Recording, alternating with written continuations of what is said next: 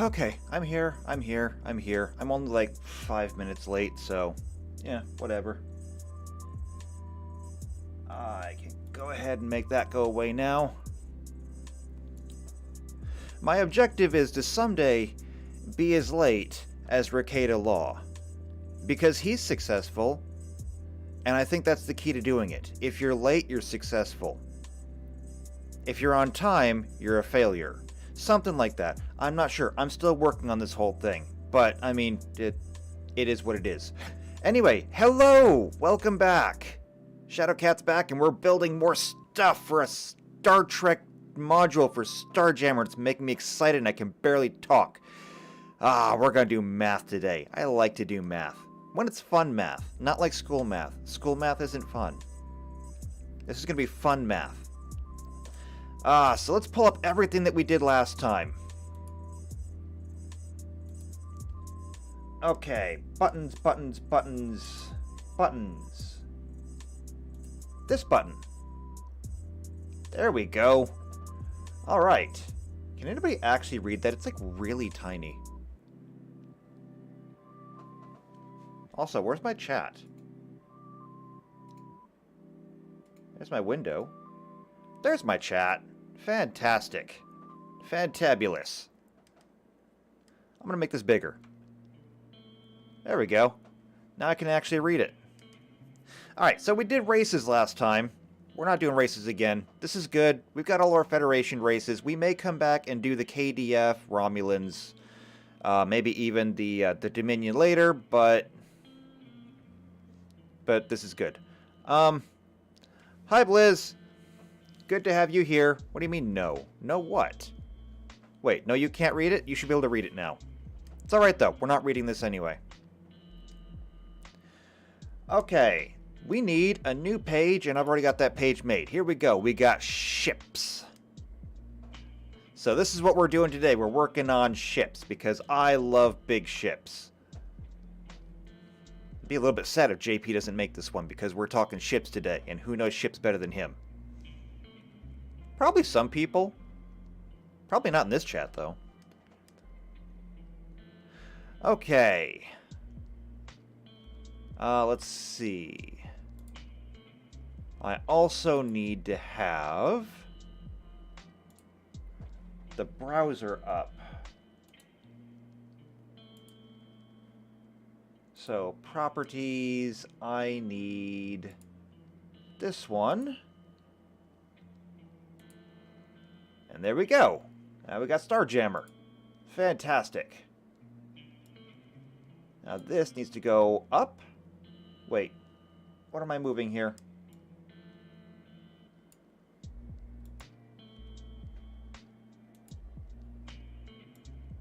Here we go. So we'll go ahead and we'll put that up there like that. That should do it. There, now we can see everything. And we got some soothing lo-fi beats in the background. So that's going to be fun. Should be copyright free. The last one didn't get copyright struck. So I think it's okay that I do this. I hope it's okay that I do this. I'm still teasing out what I can and what I cannot get away with. But it's nice to have at least something going on in the background. That way you have something to listen to when I shut up for a minute. Okie dokie. Now, for this, we're going to need a very specific part of this source resource document. And that is going to be starships. Now, building starships in Starjammer is a little bit complicated, but you know what? That's what makes it fun. Don't ask me what this thing is. I don't know. I really don't. So, when we're talking starships in Starjammer, this is what we're talking about. So, we'll look at this, and it's got everything we need to know about space travel. Shooting starships, this all comes down under combat, which we're not covering today as much. Hyperspace navigation, we will talk about understanding. Trust me, you will have a deep understanding of starships by the time we get done with this. What we're interested, though, is in building starships. So, here's what we're gonna have to do. What we're gonna have to do is adapt from Star Trek Online the different types of ships that are there to the different types of ships that are in here. Now, in Star Trek Online, these ships are divided in two ways. One of them is useful, one of them is not. In Star Trek Online, ships are largely divided into, and every faction has their own way of phrasing this, but I'm just going to use the Federation example because it's the one I'm most familiar with. They have escorts, science vessels, and cruisers. And what this basically equates to is it's your fighter, your mage, and your thief. It's your classic trio. So your fighter, of course, does damage, primarily. Your wizard does damage from a range, and usually weird kinds of damage, and then your thief has all the different skills that make everything work. The same thing is true for, escorts, science vessels, and cruisers. Hello, JP. So glad to have you here. We're talking ships. I knew you'd want to be part of this one. So anyway, that's not how things are organized in here. In here, everything is organized by basically the weight of the ship. Now, that's not really a thing in Star Trek Online, but I think we can get close. Because in Star Trek Online, ships are divided up by your rank. So, as a lieutenant, you have only access to the smaller ships. And in fact, perhaps I should have even brought up some of those ships. Actually, here's what I'm gonna do. Here's what I'm gonna do.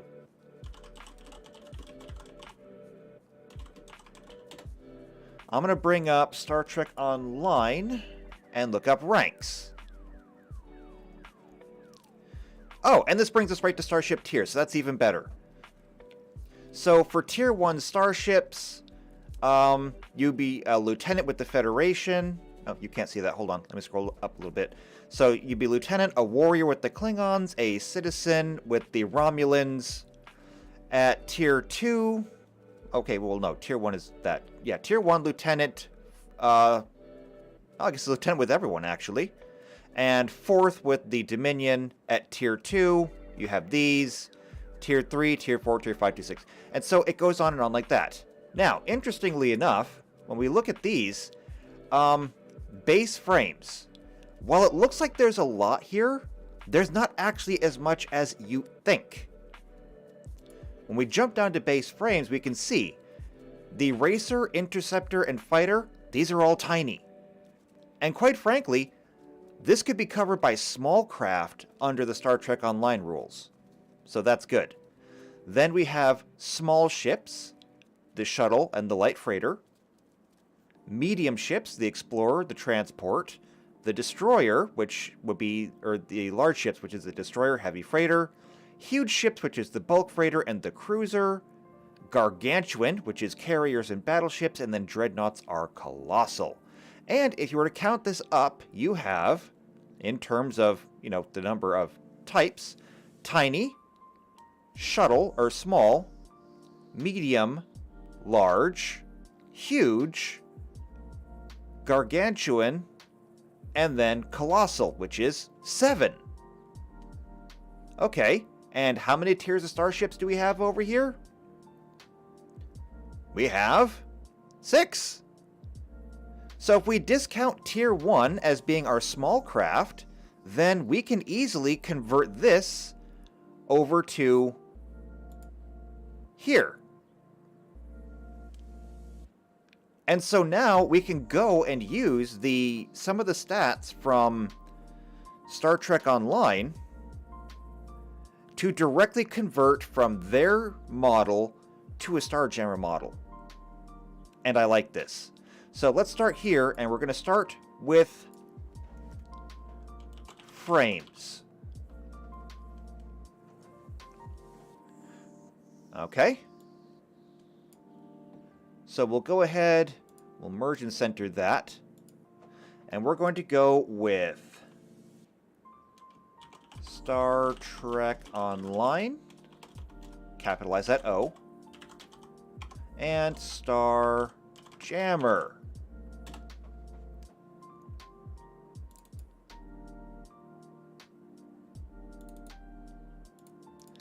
So, Star Trek Online, we're going to have Tier 1, Tier 2, and we should just be able to drag this all the way down, right?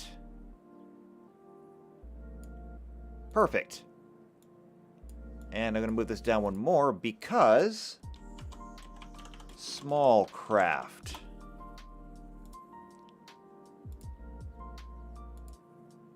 Perfect.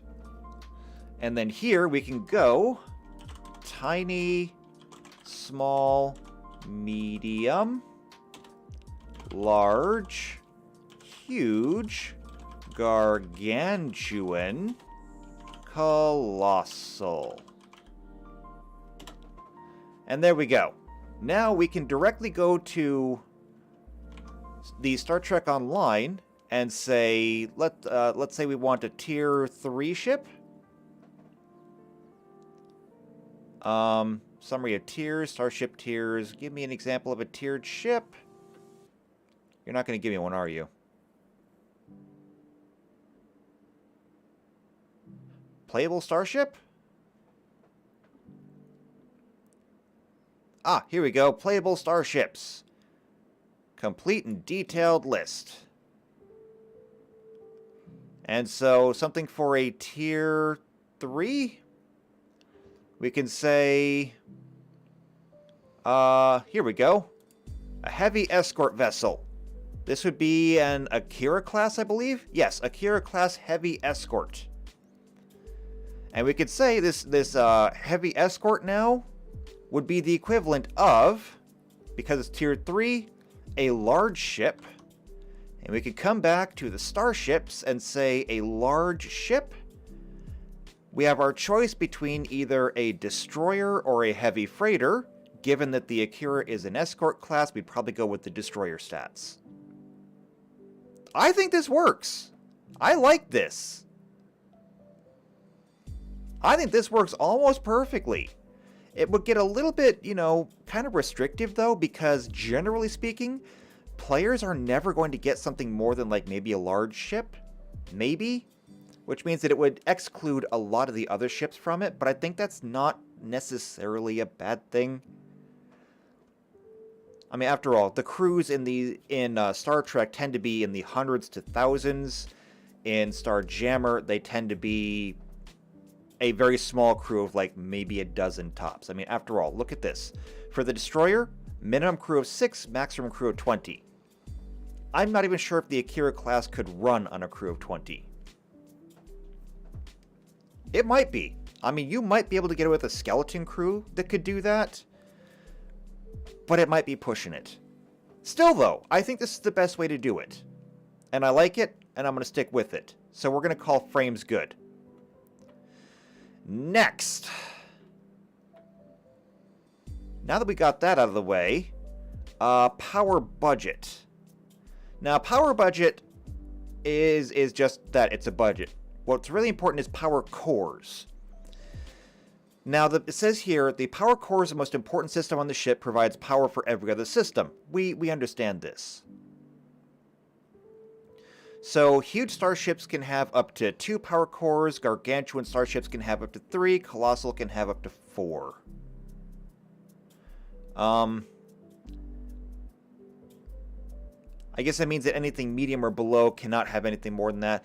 Here's the thing about the power core, though. I don't think we actually need to change anything about this. And the reason why is because, as I said last time, I don't believe that the warp core in Star Trek is actually responsible for powering the ship.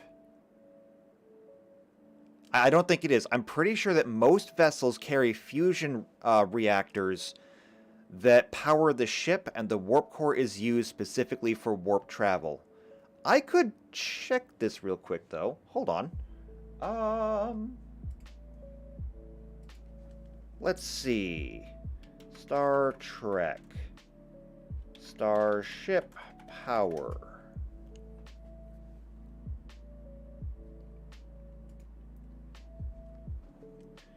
Let's see. Power grid information.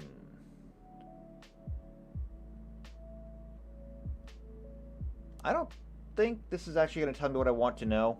But you know what? It doesn't matter. This is my system. I can do with it what I want. So we're just going to treat the power core as being its own thing. And not worry about it too much. So power core is just that. It's just the power core for everything that's not FTL travel. And that's actually going to work out well. So, power core.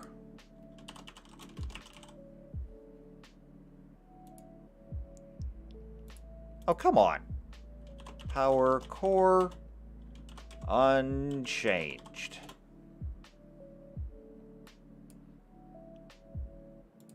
Perfect. I'm going to go ahead and frame this one just so I can keep things kind of separated. Because you got to keep them separated. Okay, there we go. Next, after the power core, thrusters. So thrusters would be the equivalent of impulse engines in Star Trek Online. This, again, I'm not sure really needs to be changed.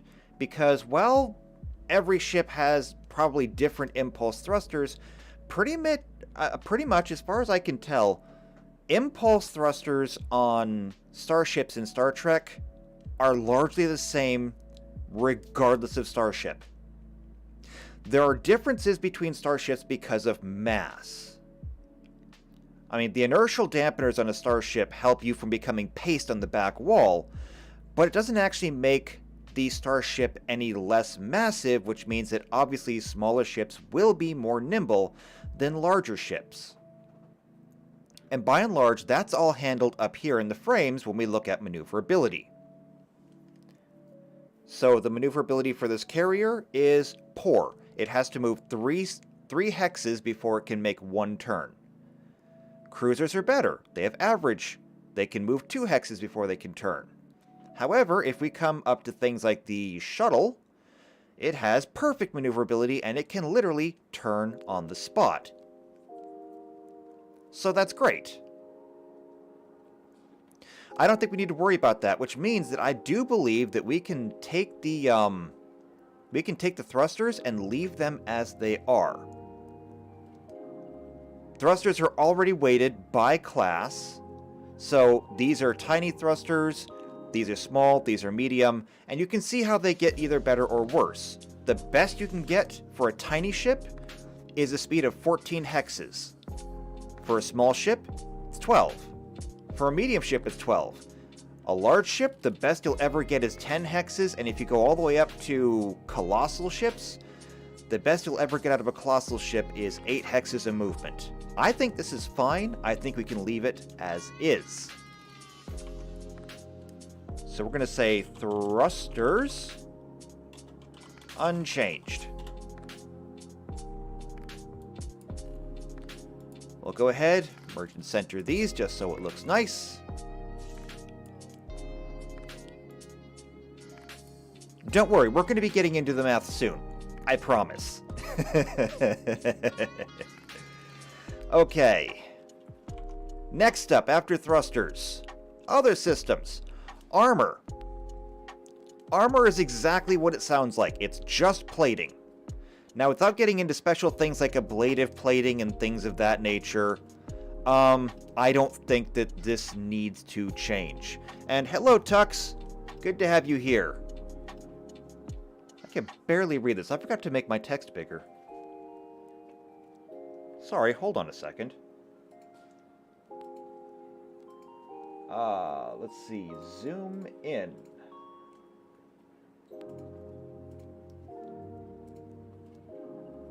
Wait, why did that not make my chat bigger? I can't read my chat.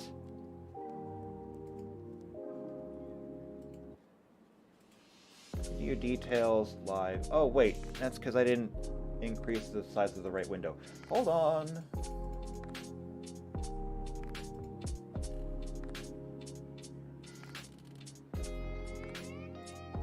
Okay, pop-out chat. Okay, learned a thing.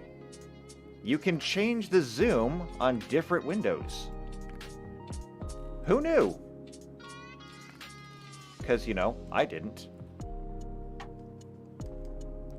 Okay, anyway, back to this. Armor. Armor is just armor. It's going to go unchanged. That makes my job easier. So we'll merge and center. Merge and center, just so it looked pretty. And we'll go ahead and box it in. Next, computers. So every ship in Star Trek has a computer. Their computers are very good. Their computers can do a lot of things that they cannot do in Starjammer. However, I do not recall ever seeing in Star Trek the computers just controlling the entire ship without a captain. I'm sure they could be programmed to, and they could be programmed to do many things automatically, but it's not an artificial intelligence as such. In fact, AI in Star Trek doesn't really exist.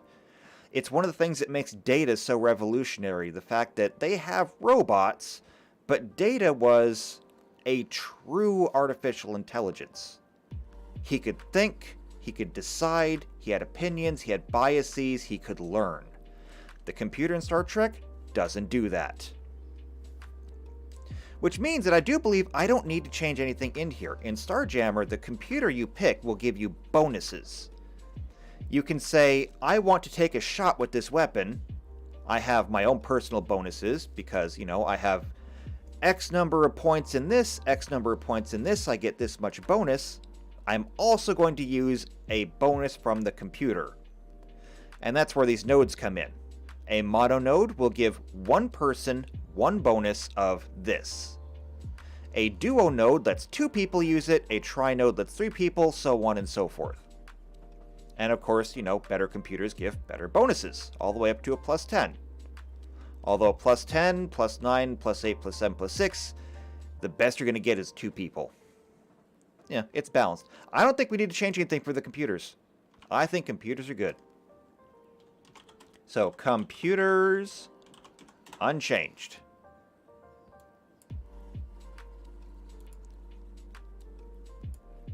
Let's make it look pretty.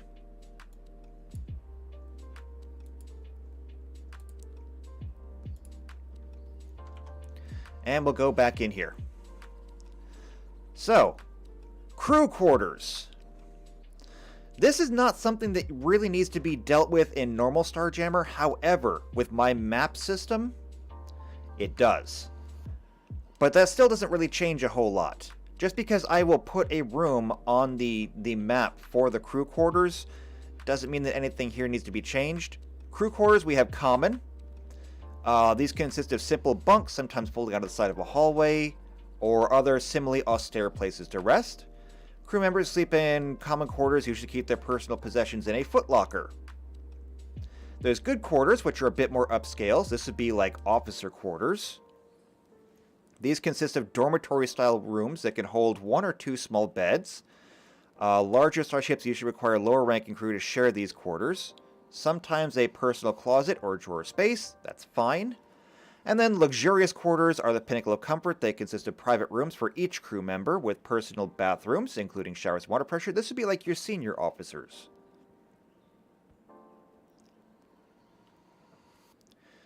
So either way, crew quarters do have to be a part of the ship. We're going to add it here. So crew quarters. But I don't think we actually have to do anything, so these will remain unchanged.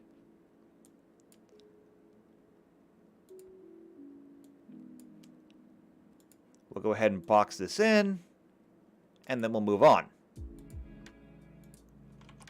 Next, defensive countermeasures. This is not really a thing in Star Trek. There are a few races in Star Trek that do use digital and electronic attacks, but they're pretty few and far between, and most of them go after the ship's systems directly, because missiles in Star Trek just aren't a thing. They have torpedoes, and torpedoes have limited guidance on them, but by and large, torpedoes are just kind of a direct shot. You either fire the torpedo and you hit or you miss. You don't have to worry about it coming around and biting you. In Starjammer, however, that's not generally the case. Now, since that's not the case, in Star Trek we may simply ban these. However, since torpedoes are still used, it is still valuable to have this system in the ship. Torpedoes are still regarded as a tracking weapon. We will get down to weapons at the very, very end, which means that we still need to have these. Now this just adds to your target lock defense. So similar to any other character you've ever seen in a tabletop game, you have an armor class. In Starjammer, ships have an armor class. They also have a target lock. So this is versus direct fire and versus tracking weapons. I see no reason why any of this needs to be changed. This should be fine just as it is. I think we can leave this as it is. So, defensive countermeasures, unchanged. And now we get to pretty it up.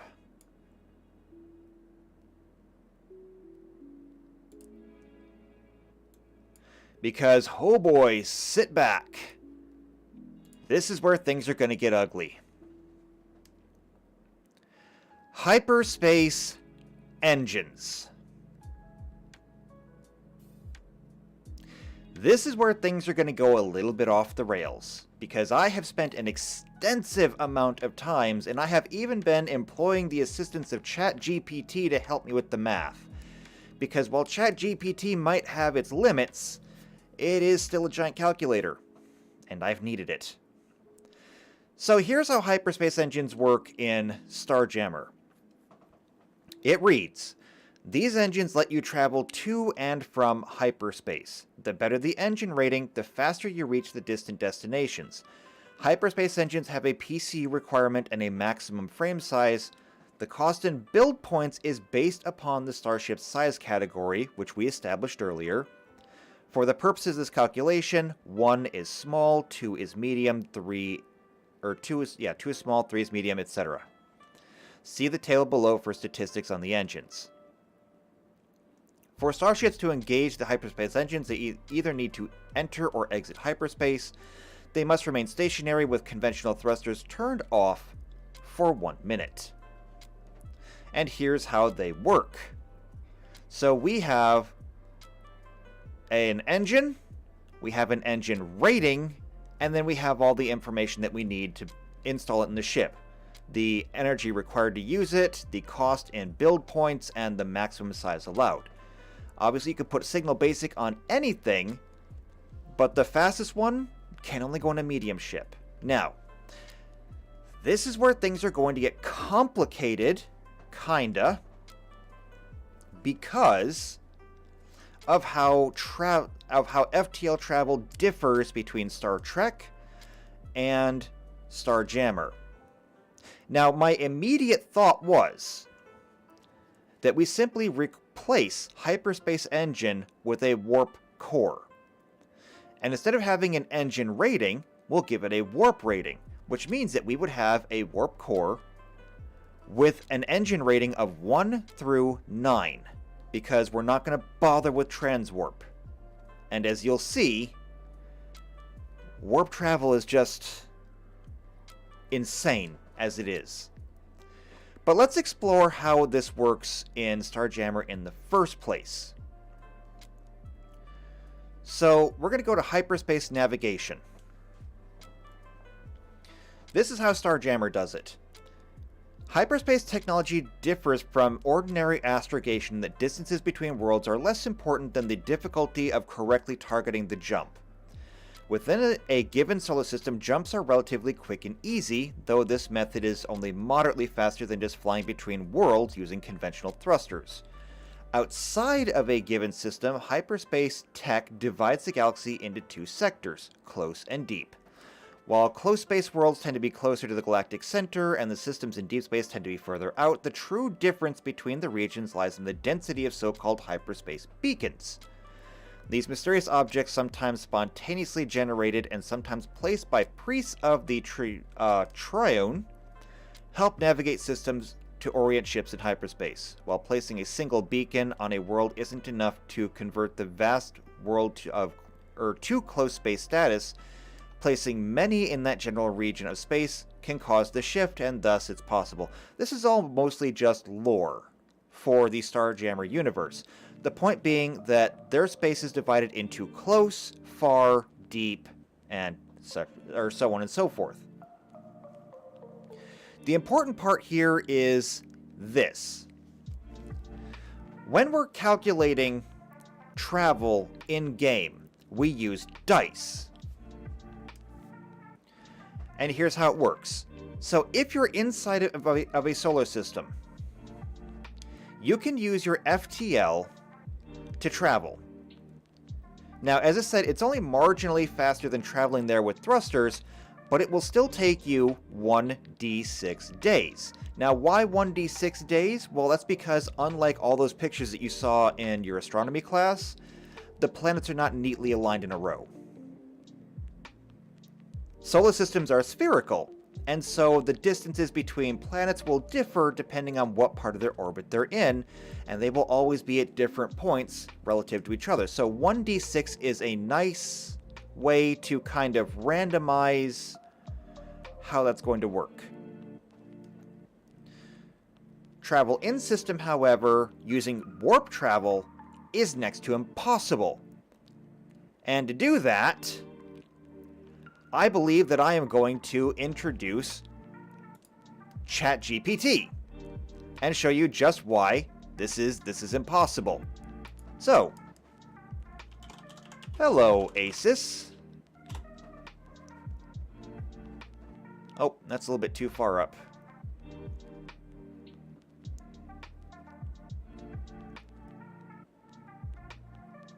Oh, taking a while to respond, are you? Can I pull this down enough? Yeah, there we go. Okay. So, we're going to have a little bit of a conversation here. I need help with warp travel in Star Trek.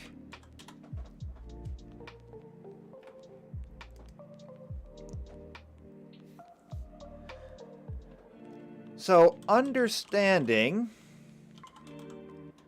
that warp 1 is the speed of light, how long would it take to get from the Sun to Pluto?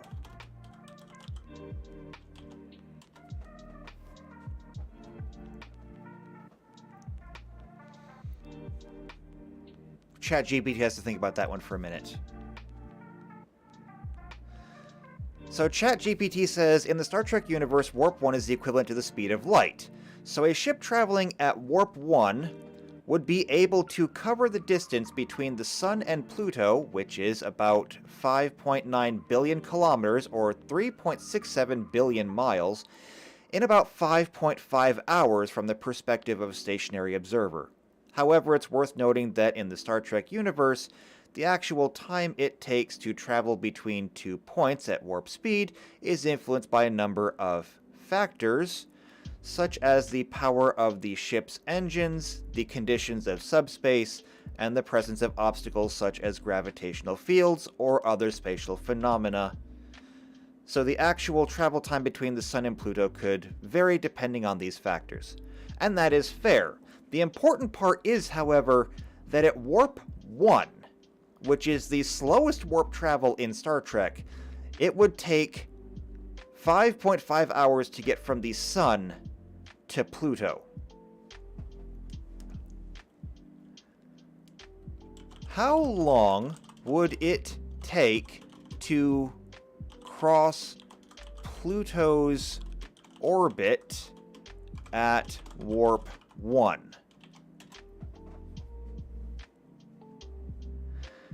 The distance across Pluto's orbit varies depending on where you measure it from, as Pluto's orbit is elliptical. On average, the diameter is about 7.4 billion kilometers, or 4.6 billion miles. If a ship were traveling at warp 1, which is the speed of light, it would be able to cross the diameter of Pluto's orbit in about 7 hours, from the perspective of a stationary observer. Again, this is assuming the conditions and no obstacles. Okay? What about from the farthest? Can I even spell farthest points of Pluto's orbit? The farthest point in Pluto's orbit is called the aphelion. It is located about 7.38 billion kilometers, or 4.58 billion miles from the Sun. The nearest point, let's see. Anyway, traveling at warp 1, it would still take approximately 7.2 hours. Now, since we haven't really established any other major planetary bodies in our solar system yet, besides the mysterious planet X, we can see what our problem here is. In Starjammer, they want us to roll a dice to say it takes anywhere from 1 to 6 days to travel between planets using their hyperspace, which is faster than light. But we can't even travel for a day at faster than light speed inside of our solar system and exceed a day. This is a problem. I just noticed this is also off center. Let me fix that. There we go. So we're going to have to do some work here.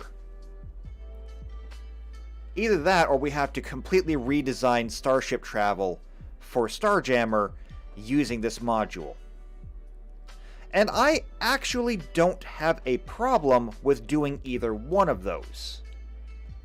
Because there's no reason why, if we cannot, since we have an established speed for warp travel, we could actually implement a new measuring system for planetary bodies in Starjammer. So we have to change one of these things. Either warp travel for Star Trek has to change, or modeling in Starjammer has to change. And I'm actually thinking that it would be easier to change the modeling inside of Starjammer.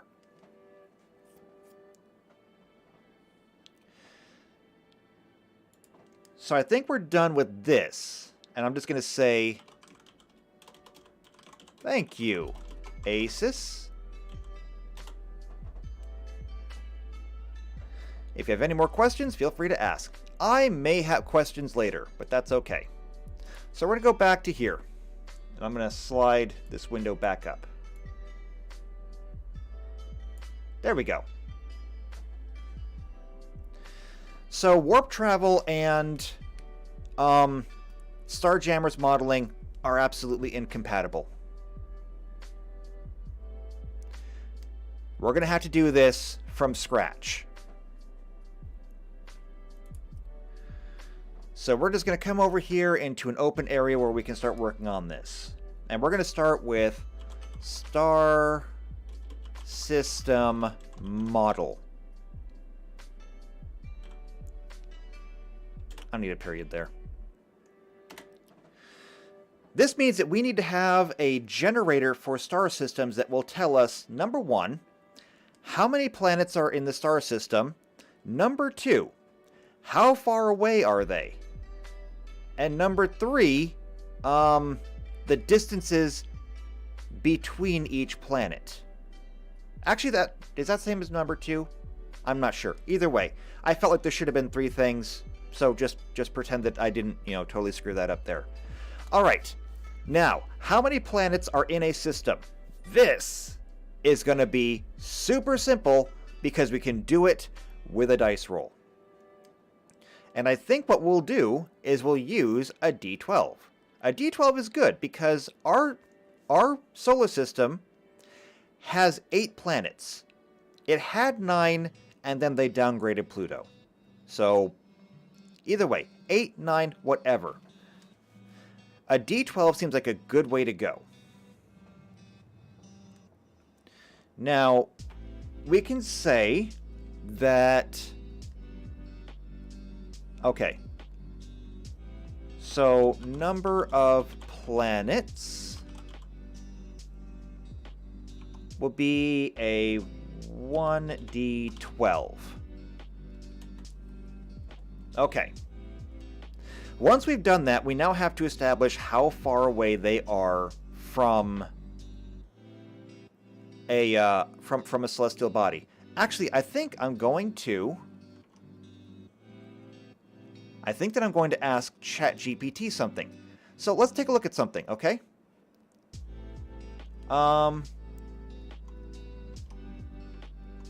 Okay. We're gonna go back to ChatGPT. Here's a question for ChatGPT. Can you list for me the distances between planets in the Sol system in order from the closest to the sun to the farthest?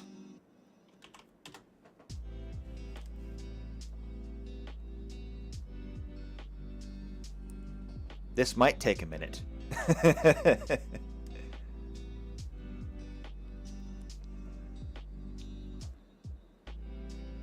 Okay. So here we go. This should be our distances between planets, which means that it should go up drastically.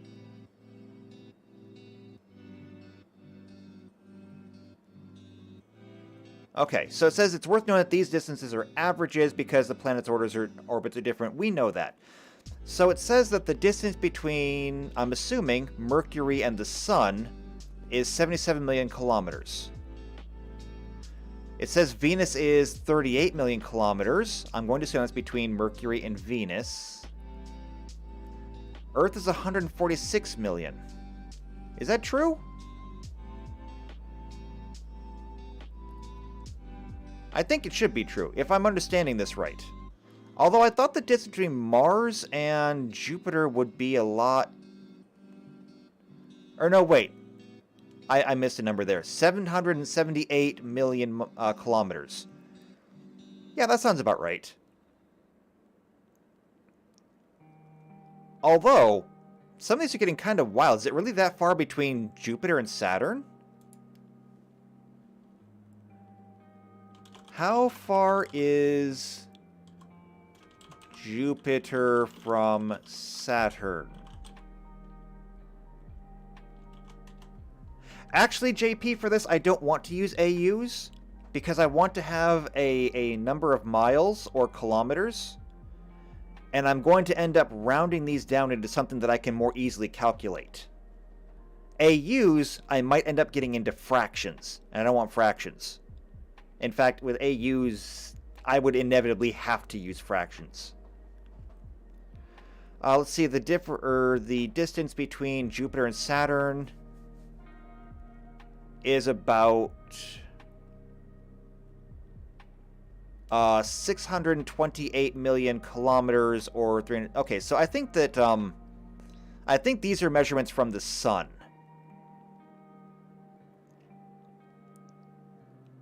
All right, I may have to be more specific in my query here. Okay. Can you give me a list of values? The distances for the Sun to Mercury, Mercury to Venus, Venus to Earth, Earth to Mars, Mars to Jupiter, Jupiter to Saturn,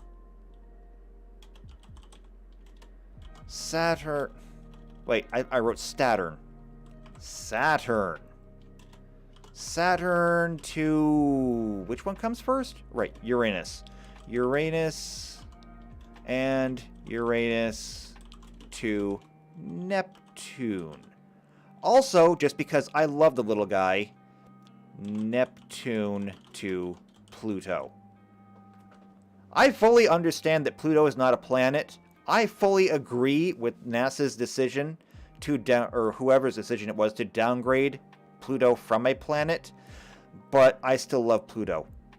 I got respect for the little guy.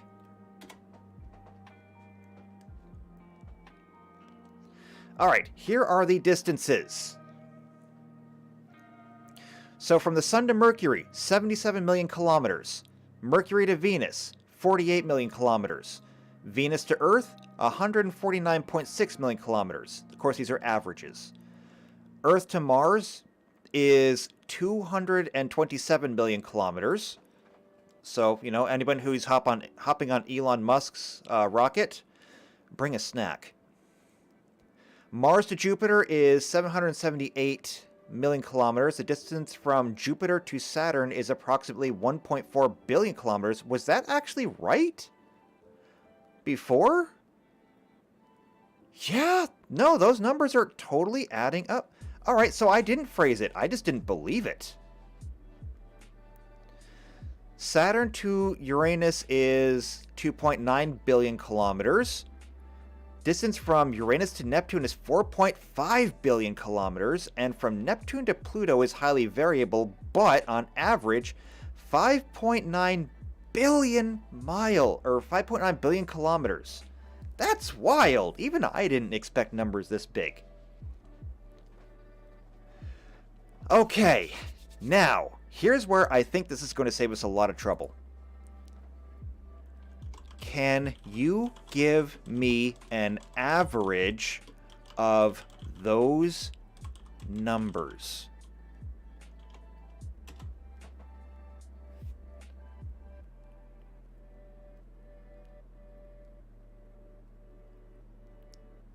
See, this is why I love ChatGPT. I could absolutely do this math myself, but this is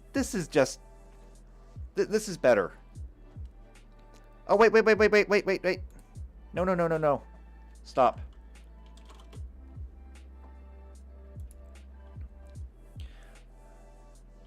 I meant, can you average all those distances combined?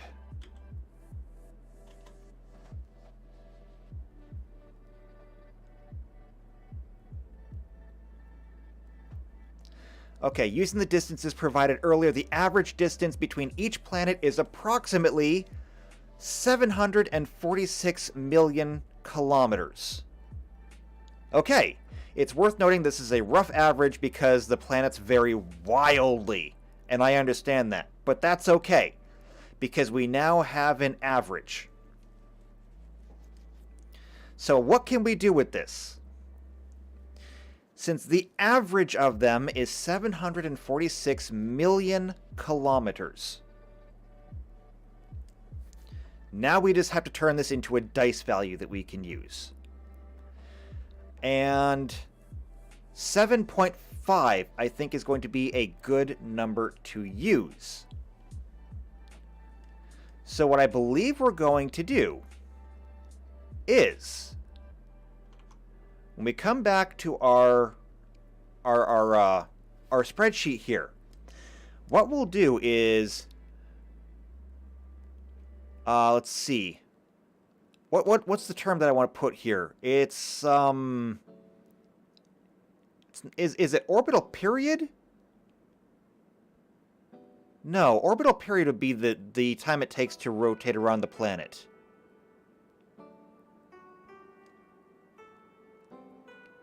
I wonder if there's a name for that. Maybe ChatGPT knows. Is there a name for the different orbits of planets?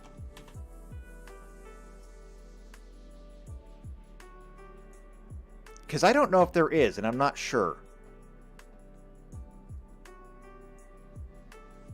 I'm not sure if ChatGPT knows. There are different types of planetary orbits in our solar system, and they have specific names. Here are the 4 main types of planetary orbits. Okay, this is just explaining different planetary orbits. Okay, I think this is not what I want. Okay, stop generating. Stop. What is the name for the orbital distance of a planet?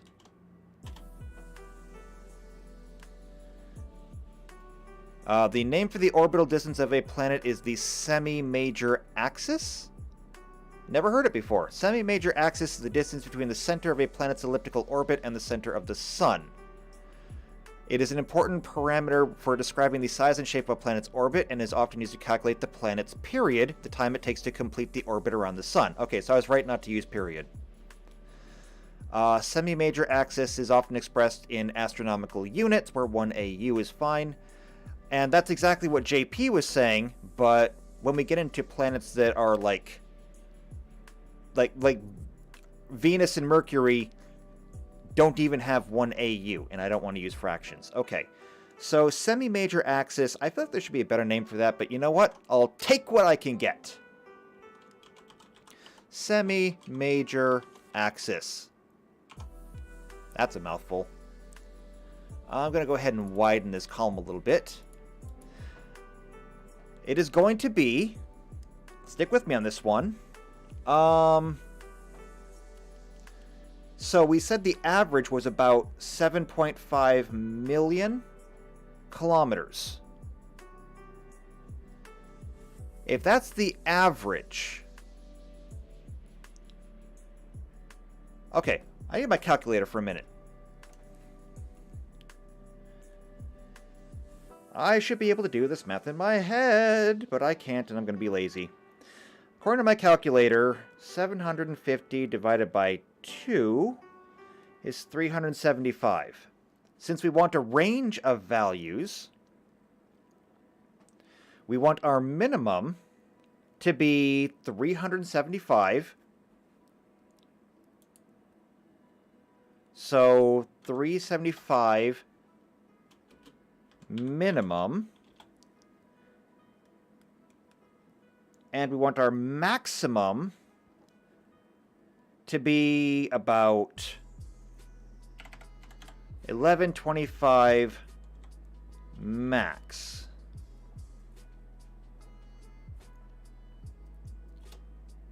I can't even spell a 3-letter word. Okay.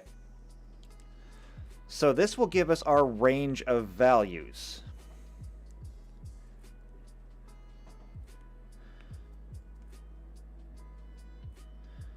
Now, here's how we're going to do this. So 1125 minus 375 is going to be 750, which is going to be our median value because it is our average. So we're going to want to do 1d10. Okay? We're going to do 1d10 times how do I want to do this? 7.5? No. Yes? Wait. What? Yes. No. 75. Yes, 75. 1d10 times 75, and that should give us a range of values inside of that 750 range. If I'm doing my math right, and I might not be, because I'm trying to keep this all straight in my head. But yeah, 1d10 times 75 should get us inside of that range of values. Or is it 7.5? I'm getting confuzzled.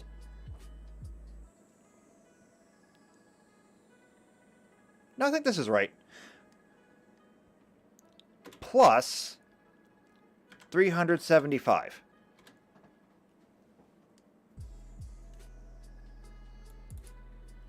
I think this is right. Can anybody point out the flaw in my logic here?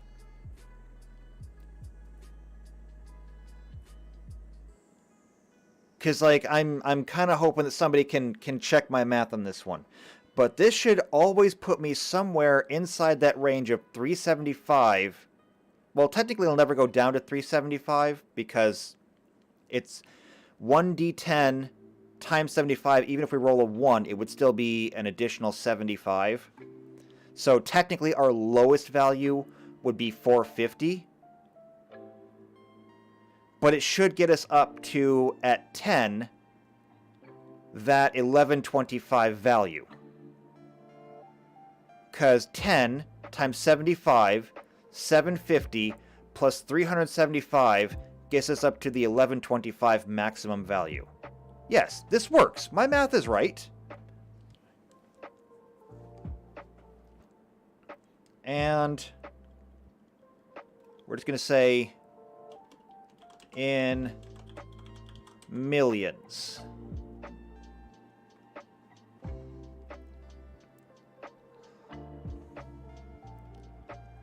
And whether it's millions of miles, millions of kilometers, it doesn't matter as long as we're always using the same standard model.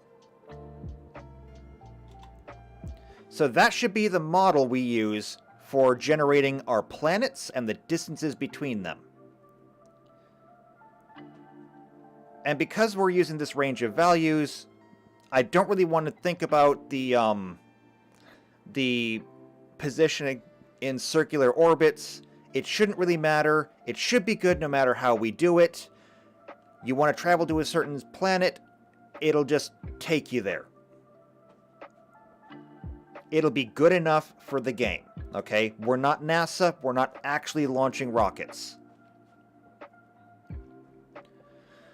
So, this gives us our solar system model. And now that we have the distances actually broken down, we should be able to use actual warp travel.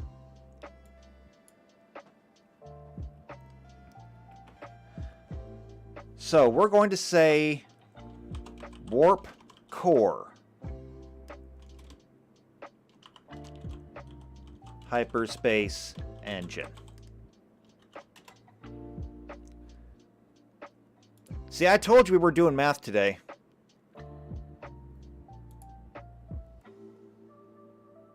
Nobody can accuse me of lying.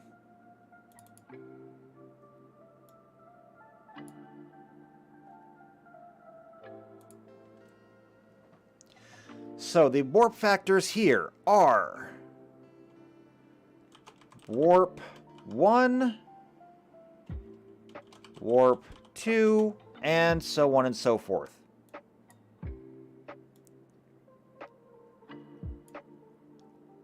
By the time we get done with this, we're going to have a better understanding of warp travel than Gene Roddenberry did.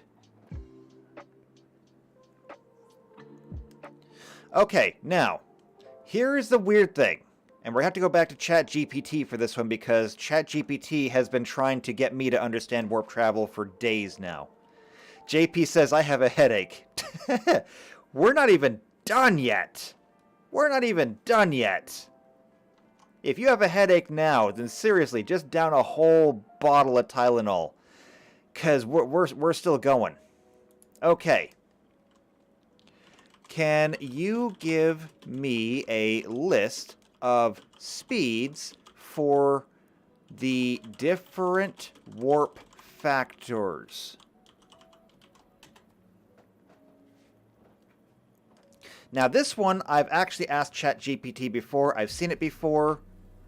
And this should be a very short list. So warp 1 obviously is C. Warp 2 is 10 times C. Warp 3 is 39C. Warp 4 is 102C, so on and so forth, because this is logarithmic. And I got a very decent... I will say this for ChatGPT. While it may still be a very rudimentary linguistics program, it is actually very good at explaining general concepts. Because I did not understand... Yeah, JP says even Trek doesn't know the speed values of warp. Actually, this is the closest we get. These are the official numbers from the people who own Star Trek. And this is based off of a logarithmic scale, and I had to have ChatGPT teach me logarithmic math.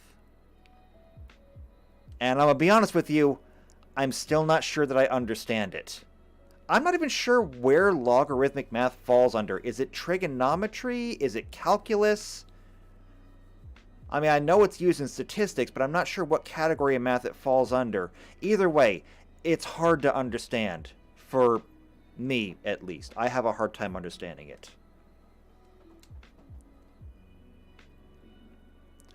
Okay, but here is our math. Now, can I get...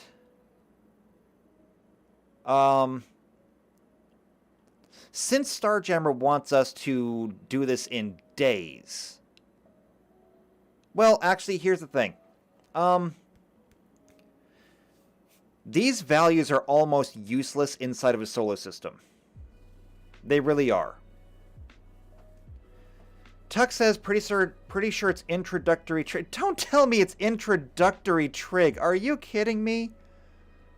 Are you telling me that I'm dumber than an introductory trig student? Well, that sound that you just heard there, that was literally every last bit of my self-respect and pride evaporating at once. That hiss that you heard coming through the microphone, yeah, that was the evaporation of all of my self-worth. You got to be present for that. This is a special day for you. Meanwhile, I'm going to go swallow a whole bottle of Tylenol. Okay, so none of this is really valuable for travel inside of a solar system. Instead, let's go back and look up the Starship travel inside. So this is standard navigation astrogation according to Starjammer. Actually, no, I'm getting ahead of myself. Since we know what our warp factors here are, and we know that we can't use it for inside of a solar system, all we really need to do is worry about how long it takes for us to travel to all these other things. So, the central station. Starjammer has a central station. Star Trek does not. So, I think that we can ignore this. This entire thing is just gone. So that just leaves close space and deep space. And Star Trek doesn't really have these distinctions either. Instead, it has an actual map. And I think that I can pull it up. So, Star Trek Galaxy Map. What do we got here? Go to images. Oh god, I searched it with the safe search off. Look at those dirty, dirty solar systems. I'm getting banned off of YouTube for this.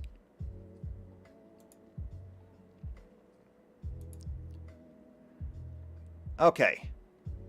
So, Star Trek map of the Alpha and Beta quadrants. That's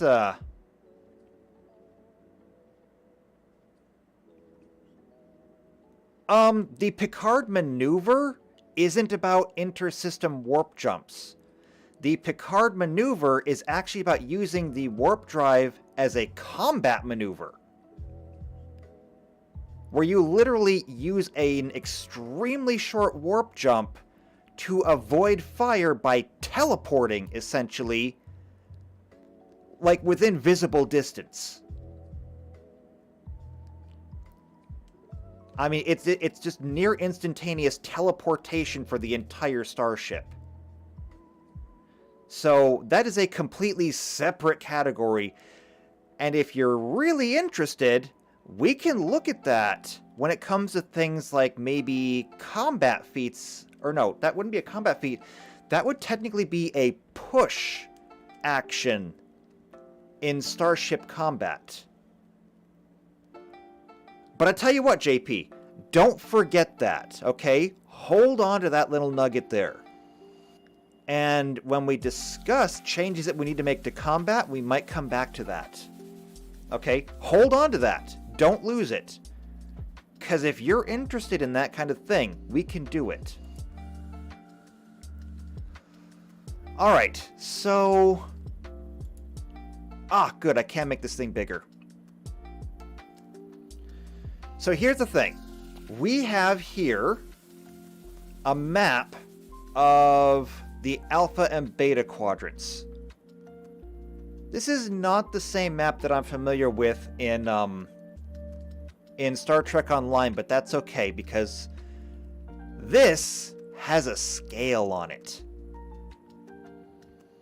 And if there's a scale on it, oh boy, I can make this work. However, which is the scale? Is the scale the entire thing is 1,000 light years, or is this the 1,000 light year point? I think the entire thing is supposed to be 1,000 light years, which would make this 500 light year point. And that's fine. I'm good with that. The thing is, with Roll20, which is where I would be using it, I could absolutely scale this map to a grid and use the measuring tool on Roll20 to just go ahead and use these values. After which, we can simply use the list here to determine days. So for example, if you had, say, a Warp 4 engine, okay, you had a Warp 4 core, like the original Enterprise, the NX-01. It has a top speed of 102C. Then we could come back to this galaxy map, wait, not that galaxy map, this galaxy map, and say because we have this distance to travel from, where is the Sol system? I would assume they'd be like in the middle of Federation space. Wait, Terran? No. Yes? No. Wait, there it is, Sol, right there.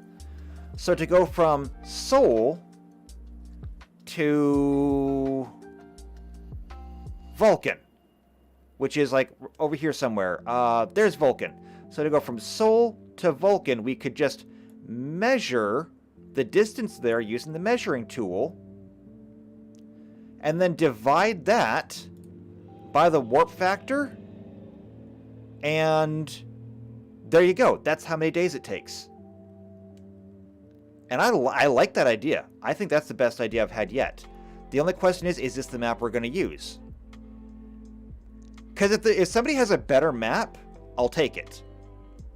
But this is pretty good. We've got the United Federation of Planets. We've got the Cardassians.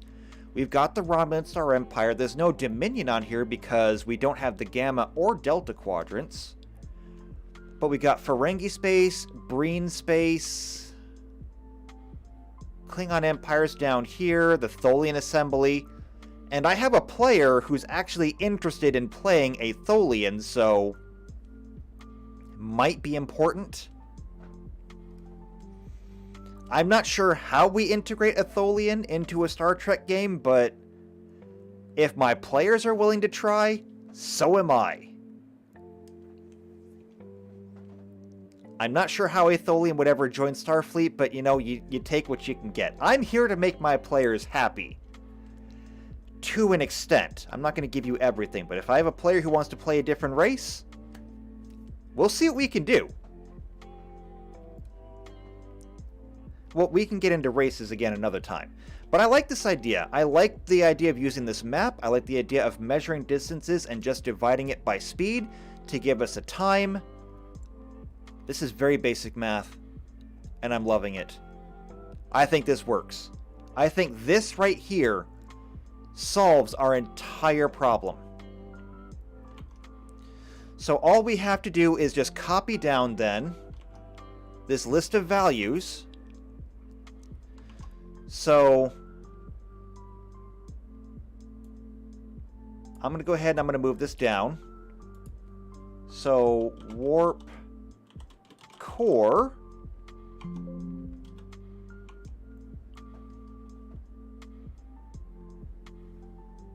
well, I mean, it depends. If we actually do get a Tholian player, then yes, hide the harmonic destabilizer. Otherwise, though, I mean, you can keep it out, I guess. I mean, if they don't play it.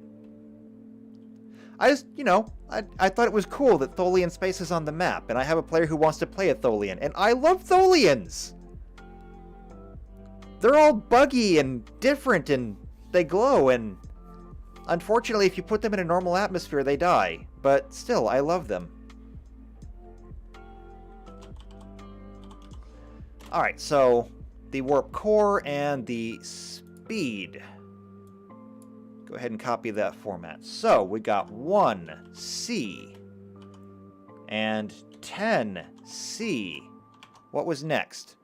39 and 102. 39, 102. I don't need to put C in every one of these. 214, 392.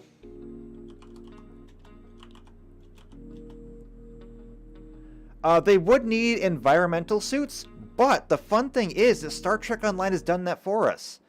Star Trek Online gave us Tholian environment suits. And they're super cool.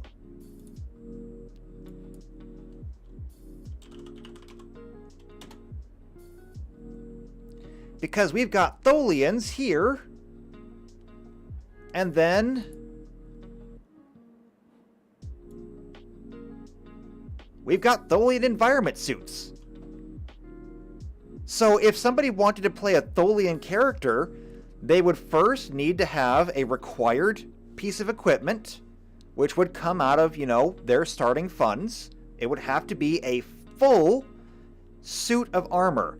That is, it has to be armor that comes with a helmet, gloves, boots, everything. It has to be perfectly airtight. And they could never take it off. And if it ever gets damaged, they die. So, I mean, I'm not saying that this would be an easy character to play. But, I mean, it would probably come with all kinds of extra bonuses because, like, for example, they have 6 legs. No, because spores are stupid. JP wants to know if he plays an Elachi pilot, could we use Spore or Rift Tech? And the answer is no. Like, Elachi pilot? Maybe. I could be convinced to allow an Elachi character. But no Spore stuff. Spores are dumb. But yeah, a Tholian character would have to stay in the suit. They would get bonuses like having 6 legs means that they would be basically impossible to knock over. And I'm sure there's all kinds of other things that Tholians get which would make them better. Like, I think their harmonic abilities would give them special stuff. I don't know. Either way. Tholians could be on the table. But again, that's races. We're doing ships today. Anyway, where was I?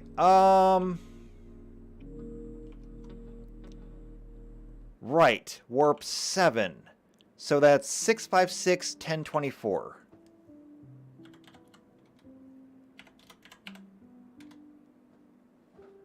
I don't know if Tholians can walk on walls and ceilings. I don't think they can. I just think they have many legs. And then warp 9 is 1516.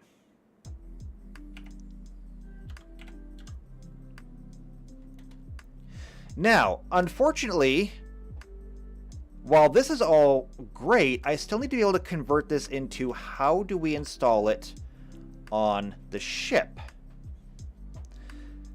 Now, interestingly, I don't think that there's any restriction because of the way warp travel works on the size of a ship.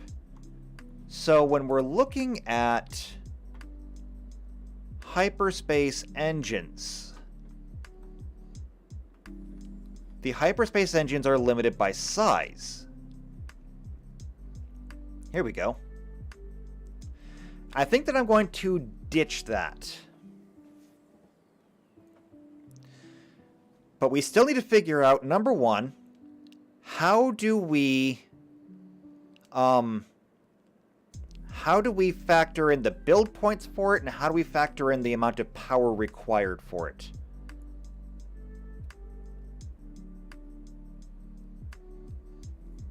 Now, in terms of the build points, let's see.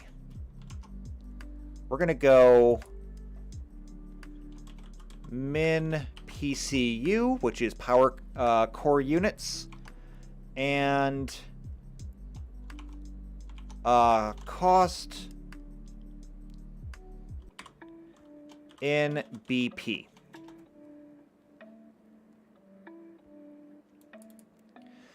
So as, oh wait, this can actually go down.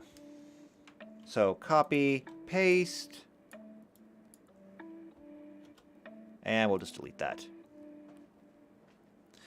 All right, so minimum PCU. I think, how do I want to do this? So the minimum PCU value here for anything is 75. And that's fine, I guess. Their maximum is 200. So if I wanted to do... how do I do this math? I should know how to do this. I should have taken statistics at some point in my life. I probably know how to do it then. I want to have a weighted chart. So that, like, they take more power the higher up you go. Although I don't necessarily want it to be linear. I think I'd like it to be on a curve.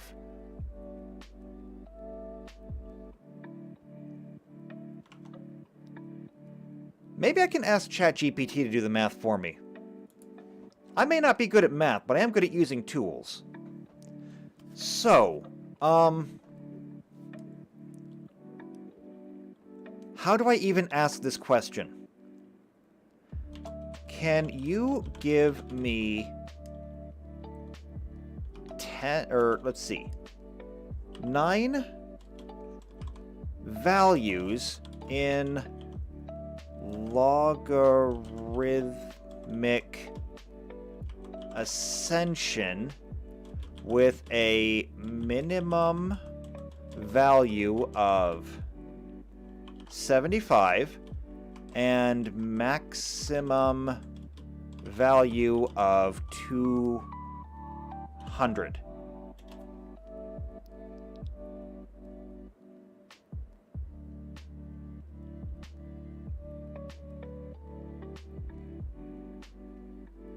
Okay, this is not what I wanted. It's close, but I think I have a fundamental understanding of how exactly this works. Yeah, like I said, I tried to get ChatGPT to teach me logarithmic math, and I don't get it. I'm sorry. I was really, really good at algebra, okay? Like, I was awesome when it came to algebra. I could never understand trigonometry. I don't know why. My brain just hit a hard wall there, and I can't do it. I can't. My understanding of algebra is actually what makes me really good at programming, so that's nice. But whatever part of the brain comprehends triangles, yeah, my brain don't got that. So, yeah, This is not what I want, and I don't necessarily understand how I get what I want. I'm not even sure if I really want this anyway, because the values are growing smaller over time, which is what logarithm does. It's like a declining growth. Oh yeah, because logarithmic charts, they're the ones that go up and then flatten out at the top. Yeah, that's those charts. They go up and then they flatten out. And quadratic or exponential, I think they're the same thing. They start low and then they go zoop, straight up. And then linear is just straight. So yeah, I kind of want this because I do like the idea of the diminishing returns. Because that's kind of how warp travel works in general. Okay, I'm gonna have to ask it a complicated question. Can you do that again?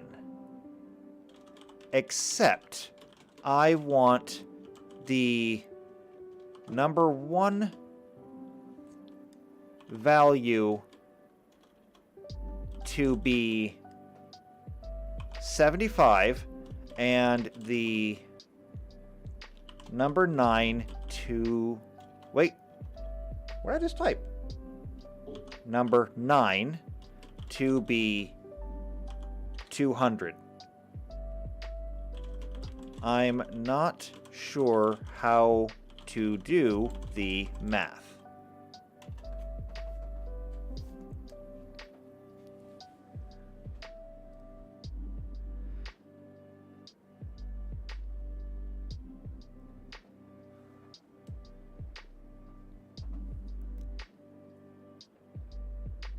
Okay, well, it did it again, and the number 1 value is perfect, but number 9 is still only 166.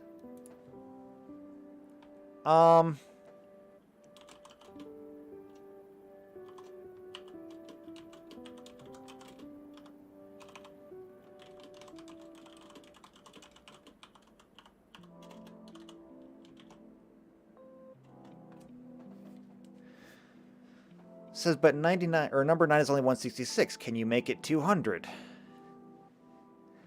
Which, I mean, if I were the one that had to do it, I would literally just write 200, but I'm not sure how this math is supposed to work. I'm not even sure if what I'm trying to ask it to do is mathematically possible.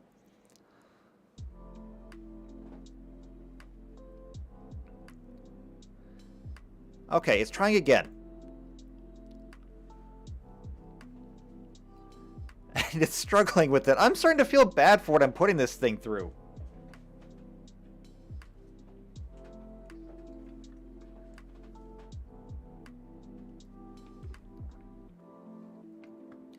This is math that I can't even comprehend. And even then, it only goes up to 157.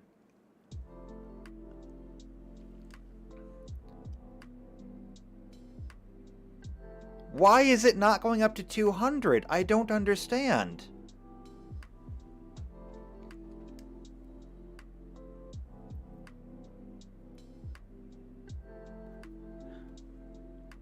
Okay, let me ask it instead. So why is 9 only 157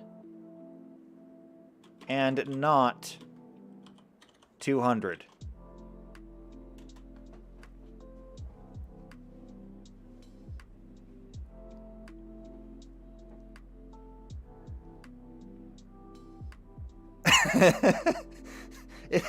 It's feeling so bad.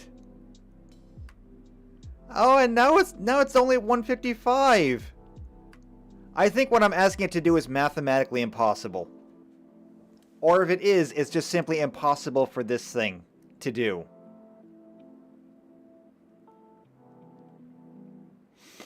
Okay. How about we try something easier for it then? We're not going to try this whole logarithmic ascension thing. We're going to skip all this complicated math. before I end up making ChatGPT cry. Because if ChatGPT starts crying, then I'm gonna cry, and that's just gonna be ugly for everybody. All right, can you give me a linear range of 9 values from 75 to 200 at even intervals?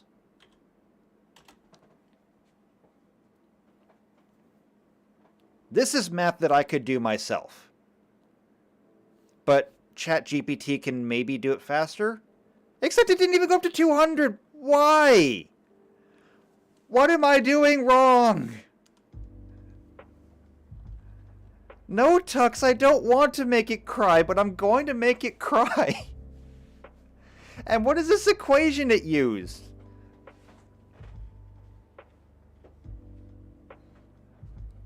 What is this equation it used? X plus I minus 1 times y minus x divided by n minus 1.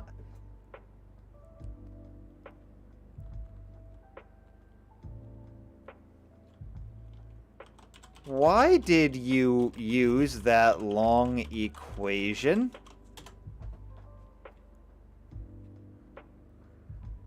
I used the equation to calculate the evenly spaced values between the minimum and maximum values because it is a general formula used to calculate a number of evenly spaced values within a given range.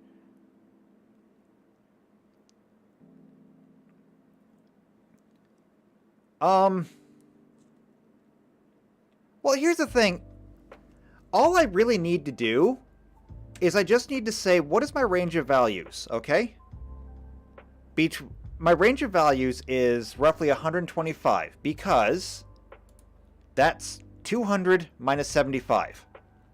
Divide 125 by 9.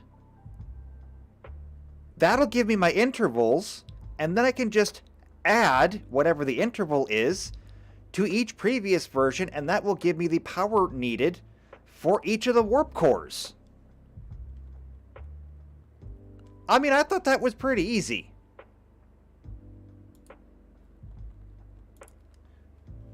What is...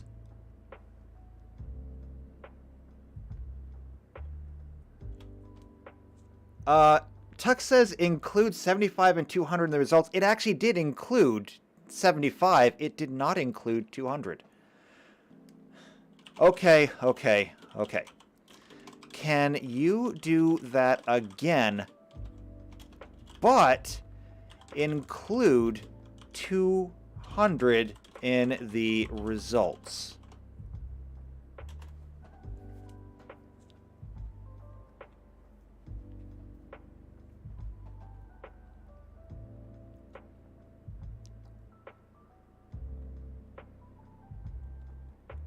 Okay, I think that was it. Good call, Tux. Good call. Okay, now, can you round those to whole numbers? Please.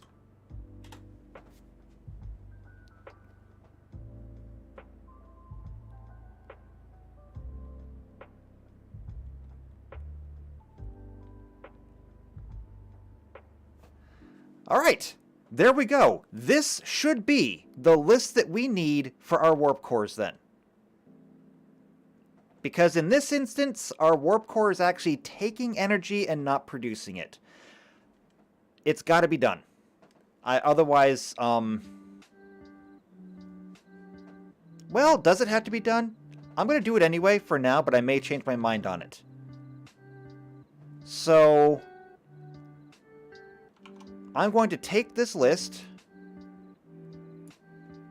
I'm going to copy. And I'm going to paste. Here we go. I just realized that that was scrolled too far down and nobody could actually see what was going on. Alright, so there we go. That was a whole lot of crying and tears and frustration over nothing. So there we go. There's our power control values. Assuming, of course, that we're not just going to make the warp core self-sufficient. Now, as for cost in BP, the cost in BP here is like high. So for the signal basic, it's 2 times size category, but the faster you want to go, the more it costs you to get this. Since we're doing away with size categories entirely, well, we're not doing it with size categories, but we're doing away with the max size entirely. This is somewhat less relevant, because we can put the best, a Warp 9 warp core, into a massive ship. So this doesn't entirely work. What I think I might do here is just kind of split the baby. If the minimum is 2, the maximum is 20, maybe we just go with 10 times the size category for everything. Because that seems pretty fair to me. Either the 5 or the 10. I'm not sure which. Well, okay, no, actually I take it back. That's what I would do if these were all going to be the same. But they're not. Alright, so let's think about this. Let's think about this for a minute. So we could put a Warp 1 core into a Dreadnought. We could put a Warp 9 core into a shuttlecraft. Meaning that we need to have something more kind of generalized. It's got to be something based on the actual number on the warp core. So we're going to have to say it's going to be the warp factor times it. Let's think about this. We'll do some quick calculations here, and we'll extrapolate what we can. What if we just go with the warp factor plus the ship tier? Okay. If we just go with that, okay, that means that for a warp 9 warp core to go into a shuttle, or not even a shuttle, a fighter, it would cost 9 build points. I'm not entirely certain I feel comfortable with that. Because that doesn't seem right. I mean, granted, a fighter is only one person. You could go anywhere with it, but it wouldn't really be effective. It'd be a very, very fast fighter. But what are you going to do with it? So, I mean, I'm kind of okay with it on the basis that it would be pointless.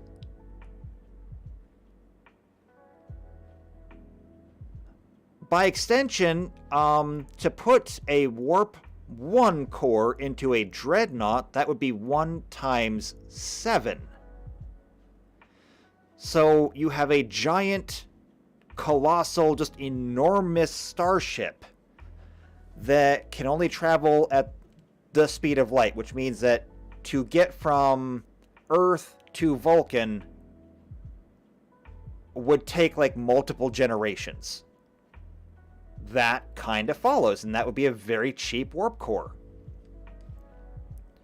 So I'm kind of okay with that too.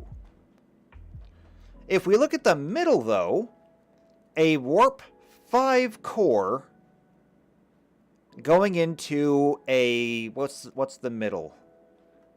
The middle would be a tier, let's see, 1, 2, 3, 4. Yeah, tier 3, so a large ship. A large ship being...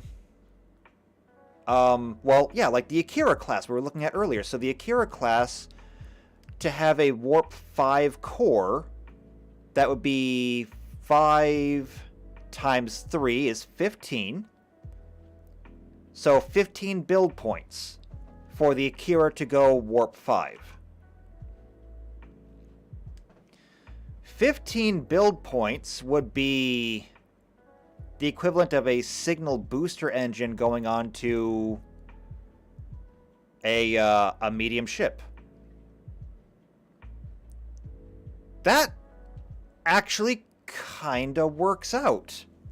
That would be like your perfect middle of the road. No, I think this works. What do you think? Let me know what you think about this system, because I kind of like it. It's simple, it's sleek, it's elegant, it's not complicated. It seems pretty balanced. And I mean, okay, one thing that you're missing here is a reference point. I should probably have explained build points before I asked you about that. So up here, your base statistics, these are build points. The way this works is, or at least the way that I use this, but your character can only control so much amount of ship.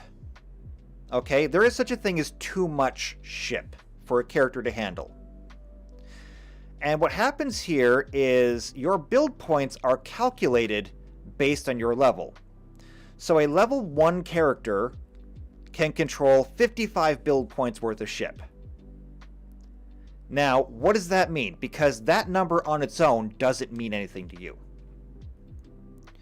When we look at our base frame, yes, JP, you're going to need a calculator, but you're already taking notes, so you're halfway there. When you look at your base frame, you'll see a cost. The cost is, of course, in build points. So this racing ship costs 4 build points. That 4 comes out of your 55 build points. Now you've only got 51 left. Then you need a power core. So your power core for your tiny little racing ship could cost you anywhere from 4 all the way up here to 20. So you can spend anywhere from 4 to 20 points on your core. So now you got your frame and your core. If we just go with the lightest core, the Micron Light, you were down to 51, now you're down to 47. Then you need thrusters. These cost build points. The cheapest thrusters you could get would be these T6s. They cost 3. Now you're down to 44. And you understand.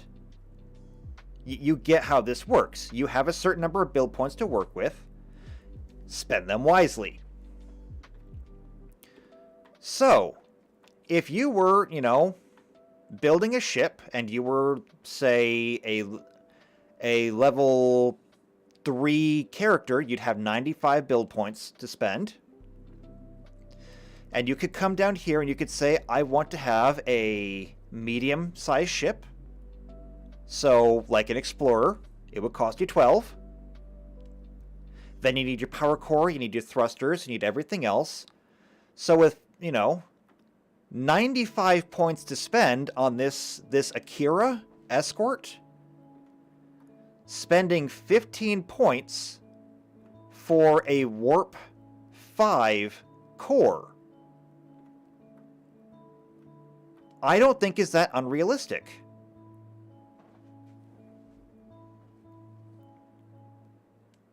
I think this actually works. I like this. This also means that to put a Warp 9 core, which would put you... It would put you in the ability to get from Earth to Vulcan in a day.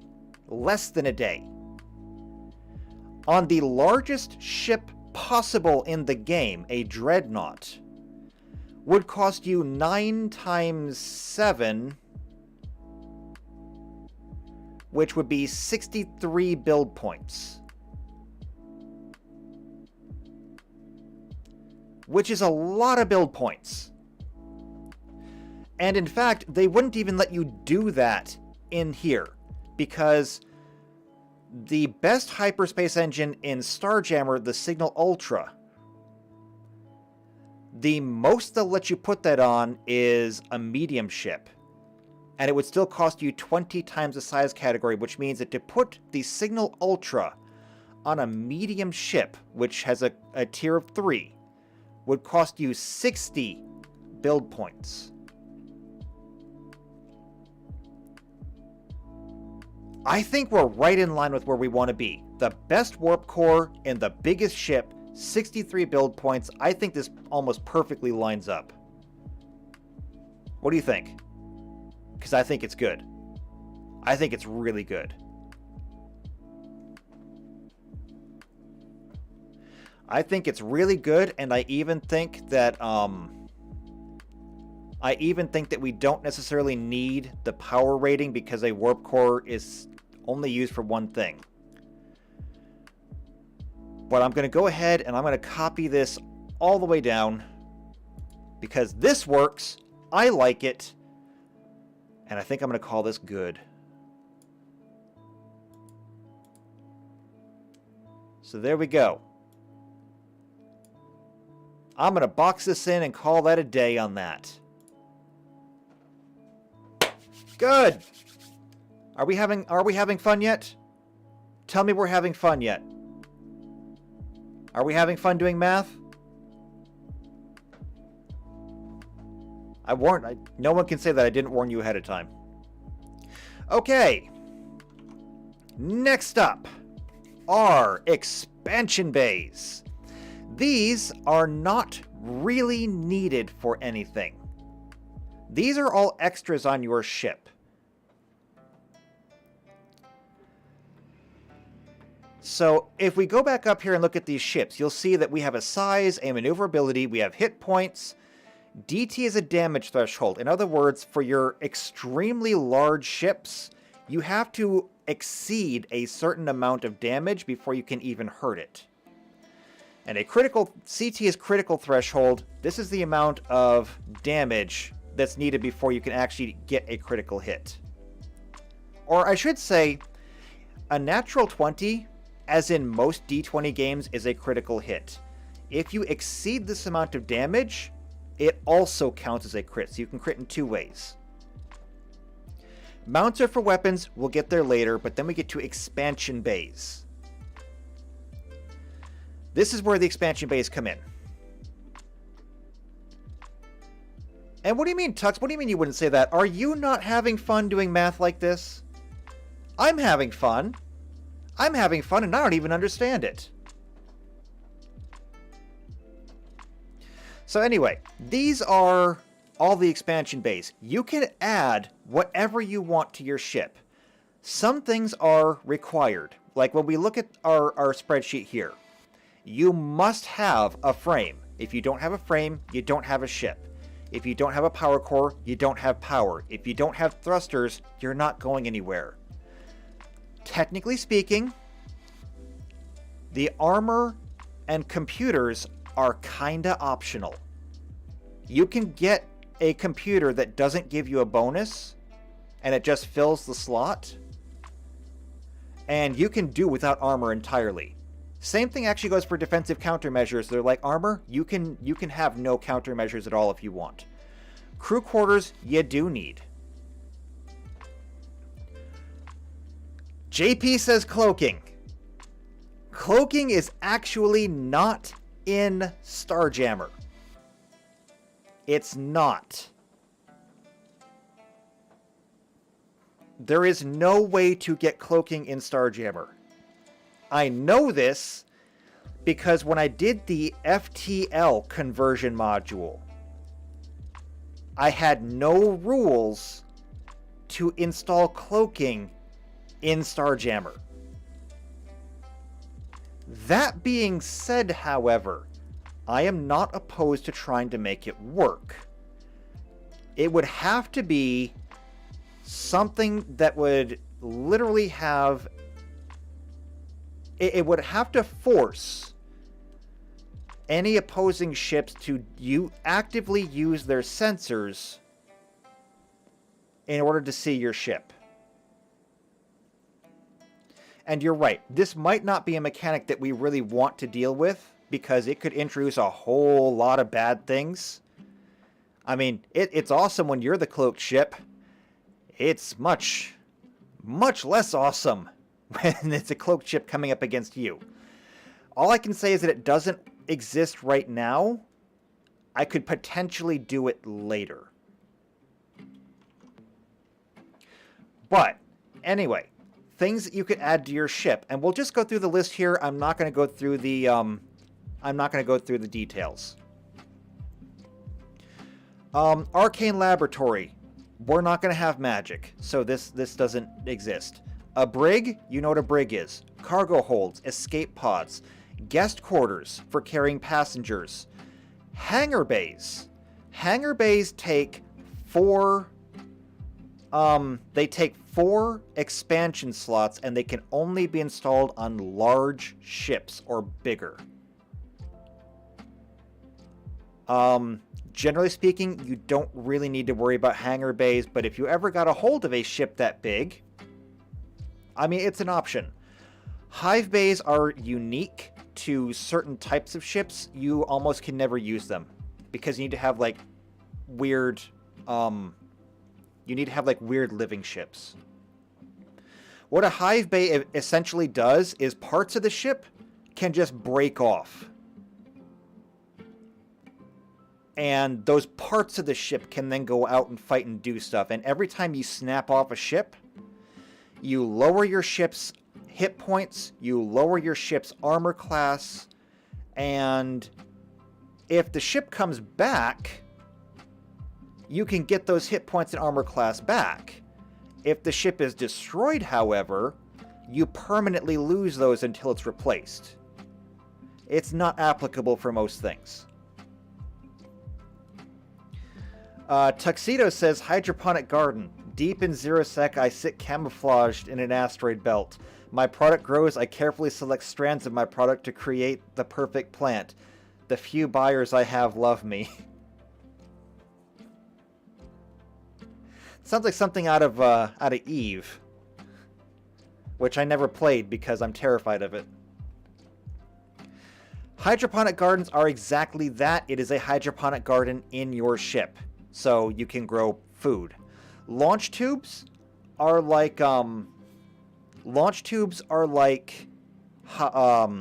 hangar bays, except I think they only require 2 expansion bays, and they will only launch 1 tiny ship, whereas a hangar bay can hold many tiny ships. Lifeboats are like escape pods, but better. A medical bay, obvious. Passenger seating, not usually useful, because you don't want to keep people in passenger seating for days on end. Power core housing allows you to have another power core, in this case, another fusion core, whatever. Recreation suites. There's a gym, there's a Trivid Den. Trivid Den is just like a card den. And the HAC is the holographic something. It's a holodeck. So, believe it or not, holodecks are built in. And I mean, who doesn't want to have a holodeck? A science lab is exactly what it sounds like.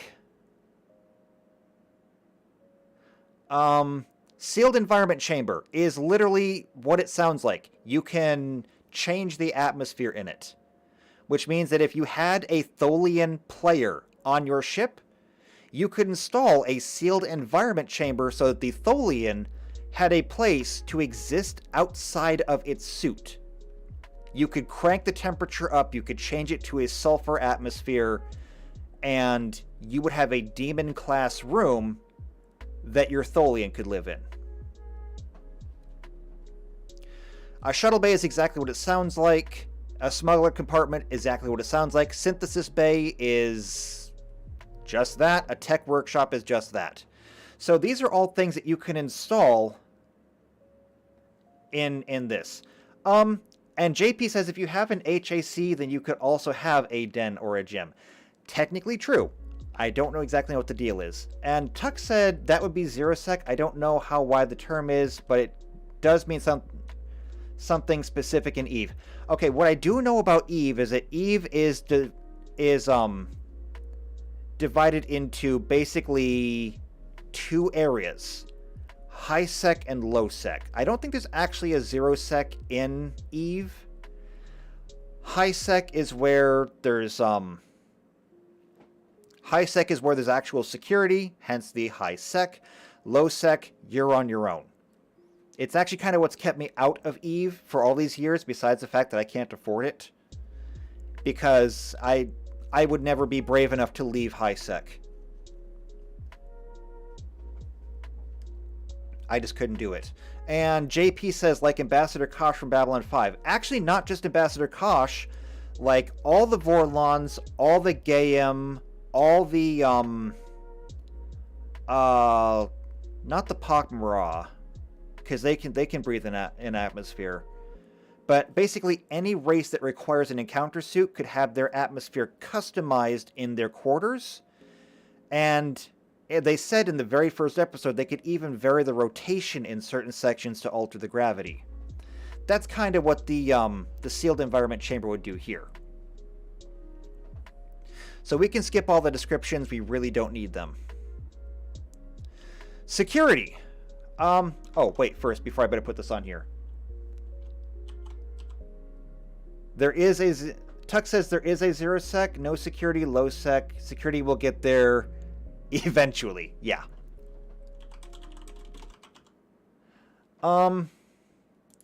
So expansion bays... You can't even see this because it's down too low. As listed, more to add.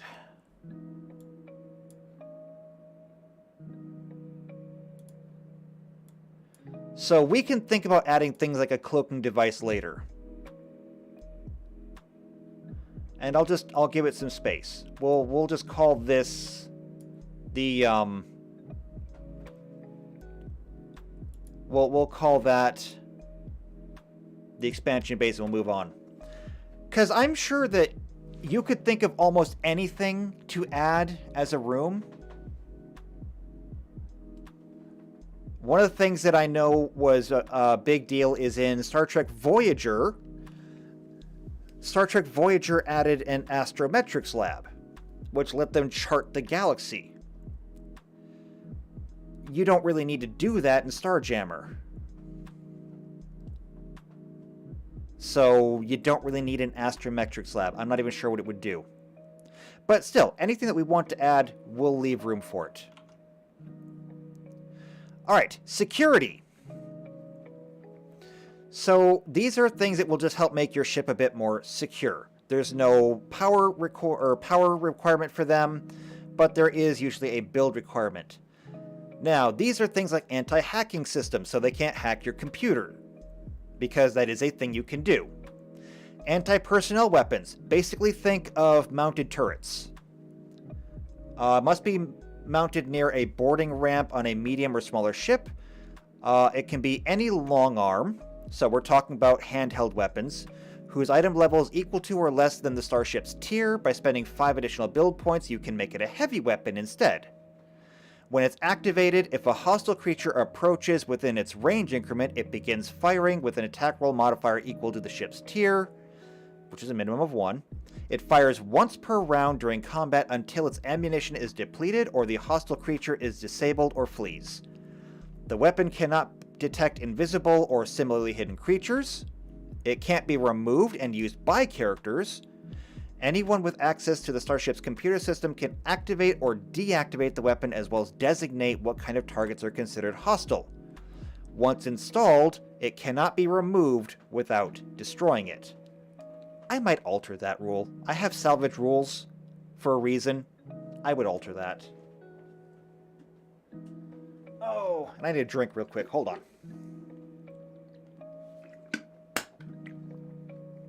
Ah, water. Next, biometric locks.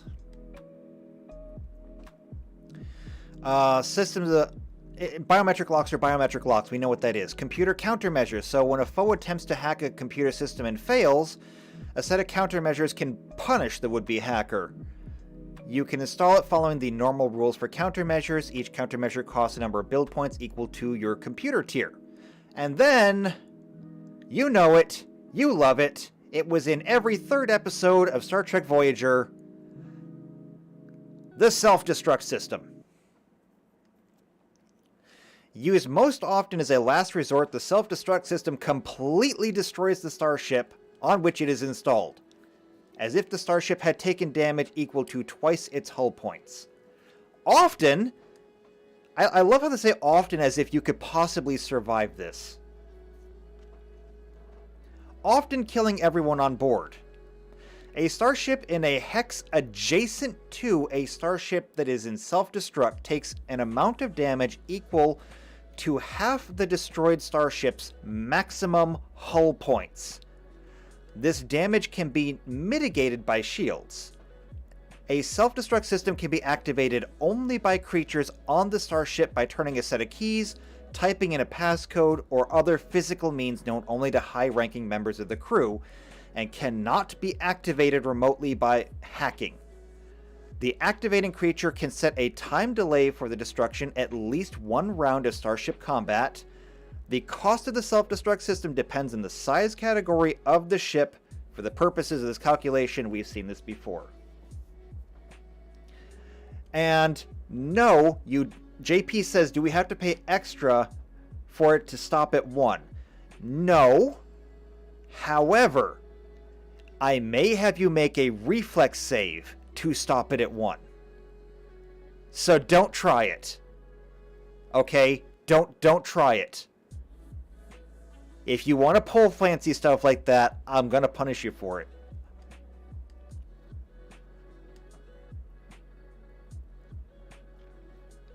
There's not enough plot armor to save you from an exploding starship, Tux.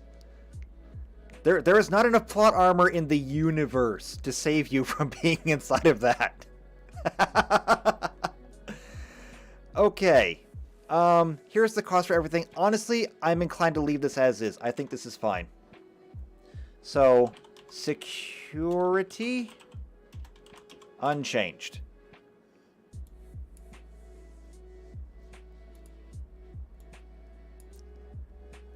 There we go.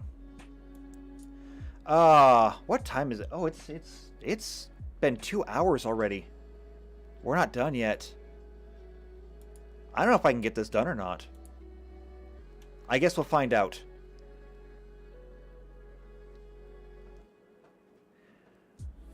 Well, I mean, JP says it assumes you've abandoned ship prior to explosion, right? I have to assume so, but just the way they phrased it. The way they phrased it. It just says often killing everyone on board. Well, I mean, if you're in an escape pod, then you're not on board, are you? I mean, granted, I might not be a mathematical genius, but I am pretty good when it comes to logic. If you're in the escape pod, you're no longer on board. This says often killing everyone on board, which would imply that there is some way that you could be on board the ship and survive the self-destruct.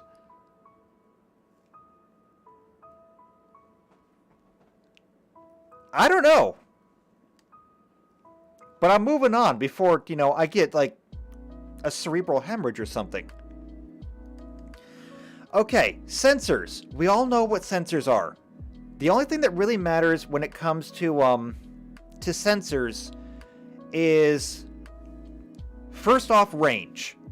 Range in Starjammer, when it comes to starships, is measured in hexes. So, short is 5 hexes, medium is 10 hexes, long is 20 hexes.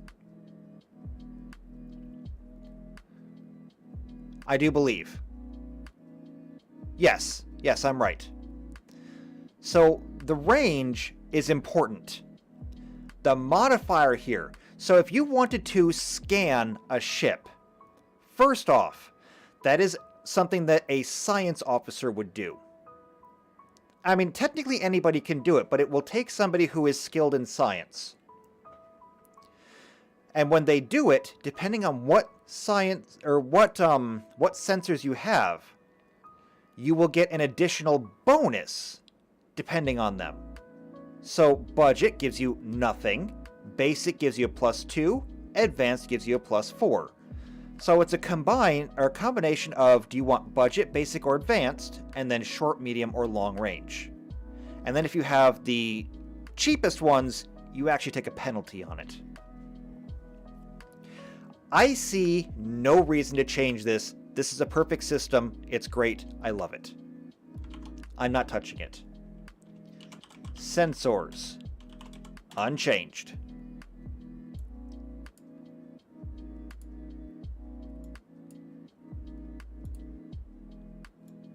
Good.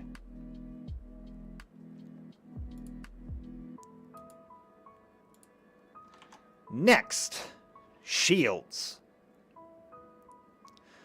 Okay, now, shields are exactly what they sound like. Here's the way shields work in, here's how shields work in Starjammer. So, when your ship has shields, you have 4 quadrants to worry about. Fore, aft, port, starboard. You don't have to worry about your ventral shields or your dorsal shields, just those 4 sides. Now, when you get your shields, you get a total shield points. This is not the shield points for each facing. This is the total shield points you get, period. And you then have to divide it up between them. By default, your shields are balanced evenly. So, for example, if you had 10, you would get 2 points in each quadrant, and then any extra points get divided up evenly between your fore and aft shields. So you would have 3 points forward, 3 points aft, 2 points port, 2 points starboard. I think this is much better if you just, upgrade yourself to basic shields, which are easily divided by 4, and then you can just have 10 in each. But, not my ship. The important thing here is that shields have to be balanced against weapons. And since this is Starjammer and they've already been working on this, this is already done. I see no reason why any of this really needs to be changed. I think the shield system is already pretty good. They also do regenerate, so, the basic shields are 1 point a minute, light shields are 2 points a minute, medium shields are 4 points a minute, medium shields are 8 points a minute, heavy is 16, and superior, 16 to 32, and then superior is 64. However, it does say per minute. Keep in mind, a minute is 10 turns. Don't count on regeneration while you're in combat. There are other ways to boost shields, though, if you are, say, either an engineer or if you're a science person, you can go through and help, work the shields that way. But I see no reason why to change any of this. I think it's fine the way it is. I think I'm going to leave it. So, shields are unchanged. No, not that. Unchanged.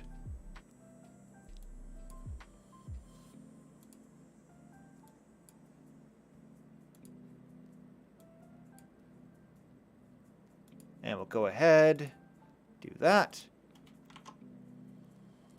Now.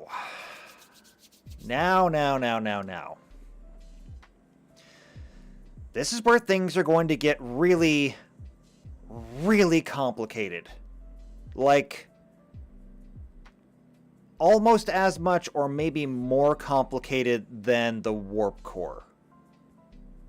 Although for different reasons. So, weapons.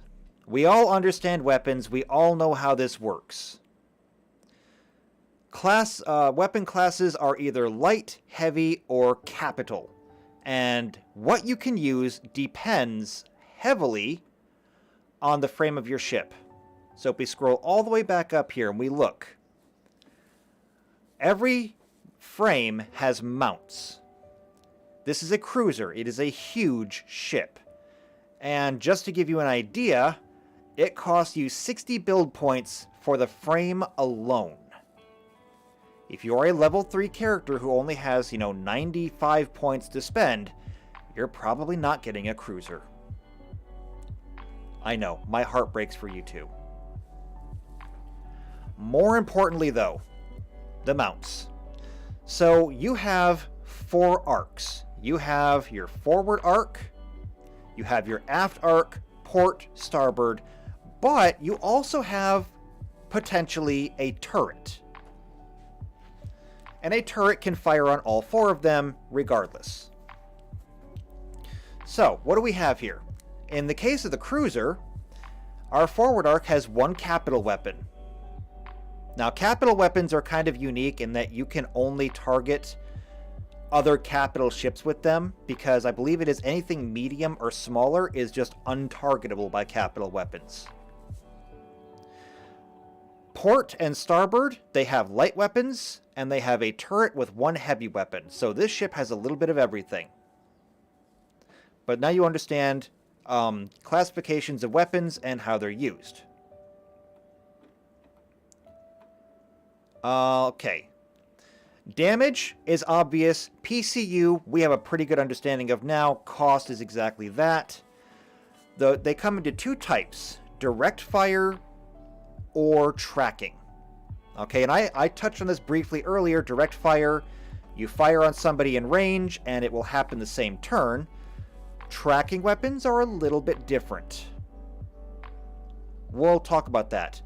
So range, weapons have ranges. Short is 5 hexes, medium is 10, long is 20, same as your sensors. You can actually fire beyond your range. However, you take penalties for every increment beyond. That means that if you were trying to fire a short-range weapon at medium range, you would take a -2. A short-range weapon at long range, that's a -4. And so on. You want to fire another range beyond long, it'll be another 2 penalty. And trust me, armor classes for ships can be high. So speed is for tracking weapons like torpedoes. Projectiles from a tracking weapon have perfect maneuverability, and as such, they have a minimum turn distance of 0, which means that they can turn on a dime. You're not likely to overshoot them, however, because target lock can be higher than armor class, it's possible that it might still miss you. Then there's special properties. So array weapons can fire at everything in a single arc, and if you picture a hexagon with a flat top and bottom, the top and bottom are your forward and aft. They have a range of about, what would it be, 60 degrees? Yeah, 60 degrees. That's their firing arc. Your port and starboard weapons, however, have a firing arc of 120 degrees. Just how things work out. A broad arc weapon can fire into adjacent arcs with a -2 penalty. Burrowing weapons, let's see. A burrowing weapon hits shields, apply half of its damage to shields, the other half rounded down to the target's hull points. If any damage to the shields would deplete them, just apply the remainder to the hull points. EMPs are special because they can inflict critical damage on ships while not doing any actual damage. Functioning shields are unaffected by EMP weapons and completely block the weapon's effect, so that's nice. Irradiate subjects the crew to radiation. Limited fire just means you have limited rounds. Lines fire at everything in that arc. Well, they fire at everything in line. not necessarily everything in the arc that would be the array, but if you have 2 ships lined up and you can line them up, there you go. Point weapons can shoot down tracking weapons, sometimes. Quantum weapons, however, and this is something we're going to need, because quantum weapons exist in Star Trek, although to a different effect. For a quantum weapon, once a gunner fires a quantum weapon, they can re-roll the check for that weapon after its launch. Basically, you get advantage. Only tracking weapons have the special property. Rippers deal terrific damage to a ship's hull, but almost entirely negated by shields. Half all the damage dealt by Ripper weapons to shields, and they're always short range. Basically, they're space shotguns. Tractor beams do not come standard. If you want your ship to have a tractor beam, you're going to have to install it. Sorry, but them's the rules. It's a special property. It can generate a stable beam of gravitons, which means that you can either push or pull a ship at a rate of 2 hexes per round, resolved at the beginning of the helm phase, or you can just hold the ship in place. It's up to you. And vortex weapons you'll probably never need to worry about. It's a spiraling cyclone of gravitons that tears, crushes, and twists everything in its path. Think the gravity well in Star Trek Online. Except it's a weapon now and not just an ability. So here's some weapons. And immediately we have a problem. Because chain cannons, coil guns, and flak throwers are projectile weapons. Projectile weapons do not exist in Star Trek, for the most part. There are a few examples, like when they introduced experimental weapons, they introduced railguns. And we actually have stats for a railgun. So, I mean, I might allow it. Railgun is down here. It's a heavy weapon. But other than that, we don't really have a whole lot of projectile weapons. That is not to say, however, that I would not be inclined to allow them if you wanted them. I don't see much of a reason why I should disallow any weapons in here. What we don't have are phasers, or disruptors, or tetrions, or antiprotons, or anything like that.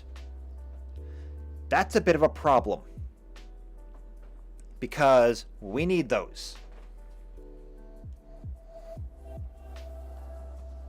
So here's what we're going to do. And I've been thinking about this a lot, and I have an idea. What I think we're going to do is we are going to pick a couple of different weapons. And because Star Trek Online doesn't really have distance issues, pretty much every single weapon they have is only usable at a distance of 10 kilometers in the game. They don't really have this whole long and short thing. I'm tempted to just make these Star Trek weapons long by default. Or maybe not. Maybe I should make them medium by default. Medium might be better, actually. Because the thing is that all of your tracking weapons have long because they'll travel. So I think we'll actually make all the energy weapons medium. And we'll work from there. What's important, though, is that what we need is some information on those weapons. So let's get back, if we can, to Star Trek Online. Okay. So we need to look at weapons, and oh, this is not where I want to be. That's bad. Main page? Here? Ah, here we go. What I need is the information on the different weapons and what makes them special. For example, I know that Tetrion weapons in Star Trek Online are more effective against shields. I know that because that's what I primarily run. But everyone else has different things that they use. And I just need to find it. Equipment. Starship equipment. Ship weapons. Energy weapon types. Here we go.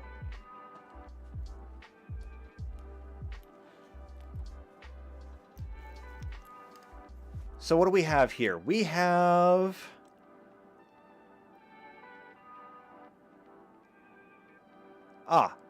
see damage types. Damage type space. Alright, so overview. We have weapon damage caused by ship weapons. So energy damage. We have beam damage. Let's see, caused by beam arrays, dual beam banks, and omnidirectional arrays. This is boosted by directed energy distribution manifolds. Yes. Cannons are that. And projectiles are that. I get that. Alright, so here we go. They can be divided into multiple different attribute modifiers or types or elements. Phaser, disruptor, plasma, tetryon, polaron, antiproton, proton, electrical, kinetic, physical, radiation, fire, cold, and psionic. Nobody is scared of the photonic cannon. Except for Mr. Potato Head.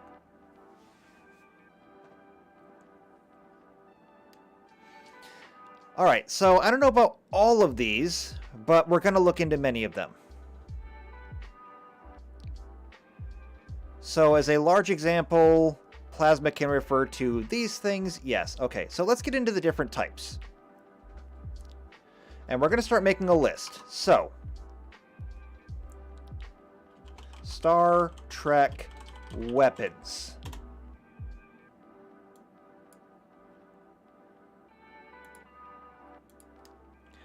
First off is going to be phasers. And this is where we're going to have to start getting a little bit descriptive. So phaser is an acronym for phased energy rectification. Yes, we know that. It is a type of particle weapon. And I think that's very important. It is a type of particle weapon. They damage with streams of nadions against living targets. It can be set to lethal. Yeah, I don't care. So, it is a particle weapon, which means... we should probably look here at the particle beam. So we can have a particle beam weapon. And we can probably use the stats from this. So we can say phasers, light particle beam. Oh, I should do this actually. Light phasers.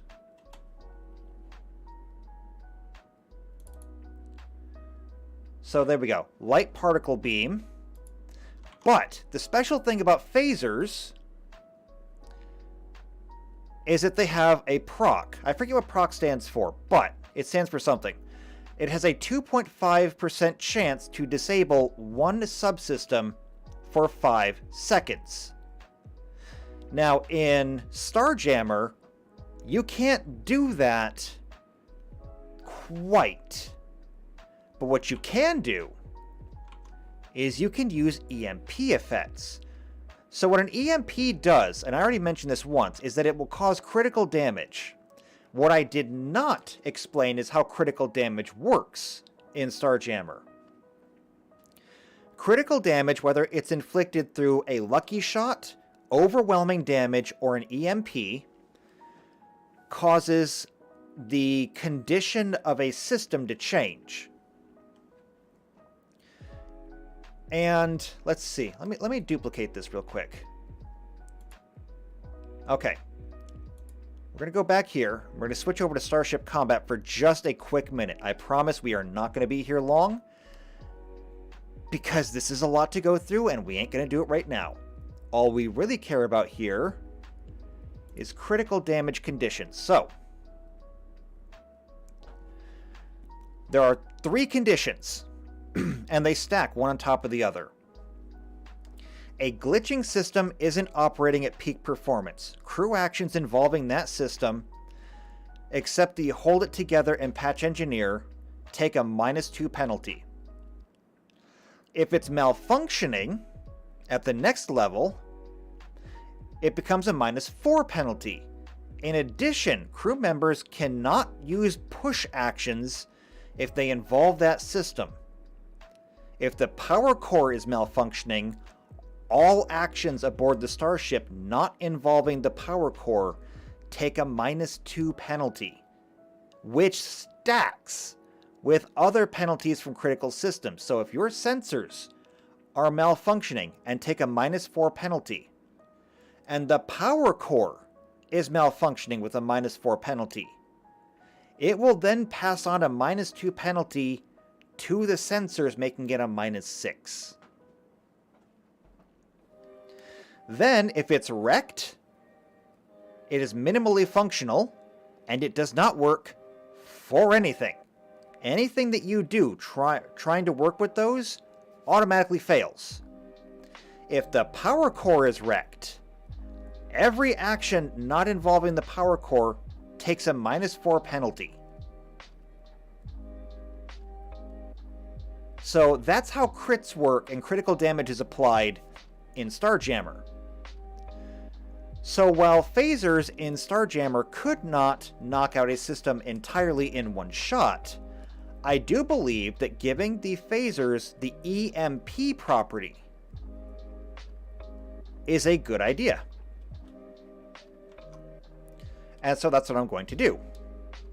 So I'm going to go EMP.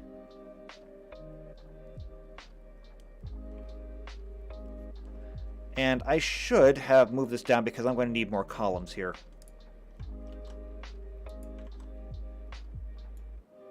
And we'll just go ahead and delete this.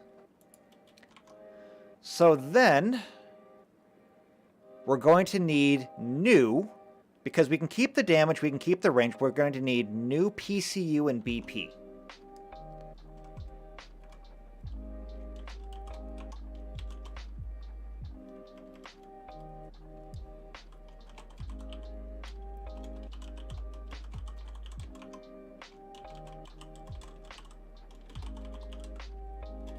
All right, there we go.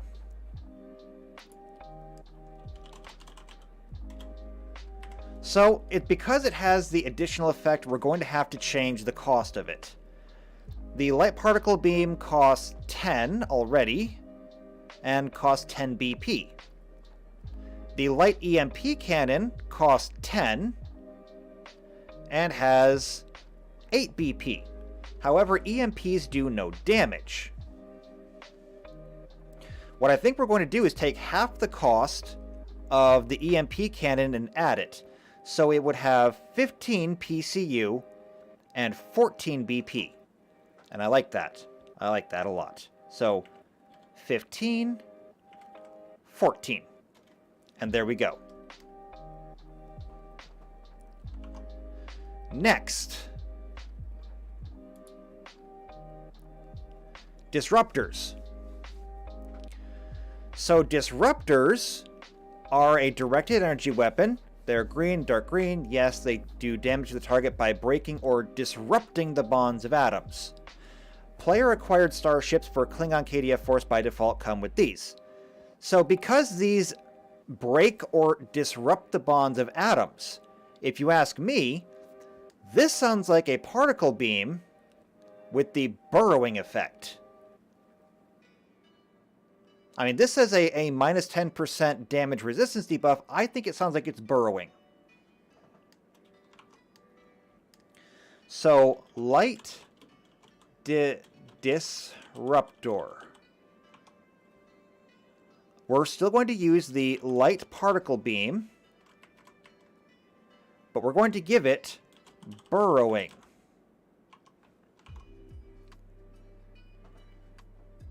I don't think anyone can actually see what I'm doing here. There we go.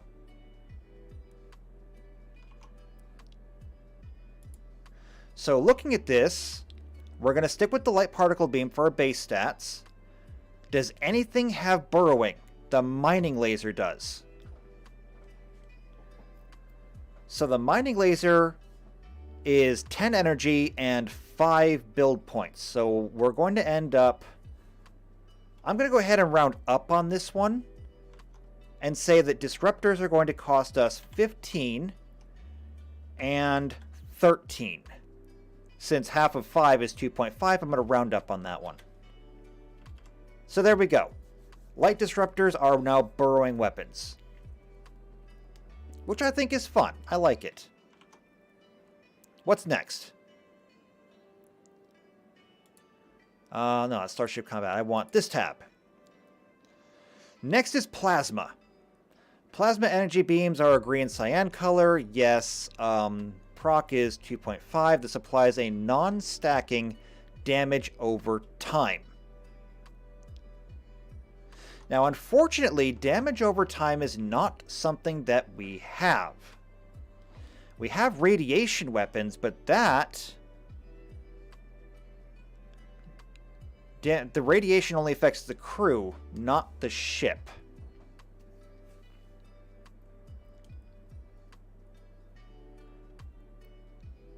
So what I think we might actually do is we have a plasma cannon over here.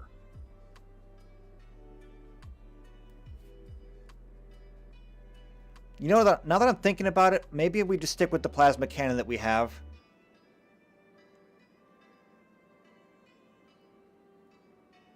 Well, no, hold on. Because the plasma cannon is a short weapon that does 2d12. So that's a maximum of 24. The light particle beam has a maximum of 18. So technically the light plasma cannon is still stronger. Here's what I think we should do. Okay, I have an idea. I'm probably going to hate this idea later on, but I have an idea. So, light plasma. We're still going to use the light particle beam. What I think I'm going to have it do, though, is because it does 3d6, I think that I will have it do... if it touches the hull. So if hull damage 1d6 damage following round.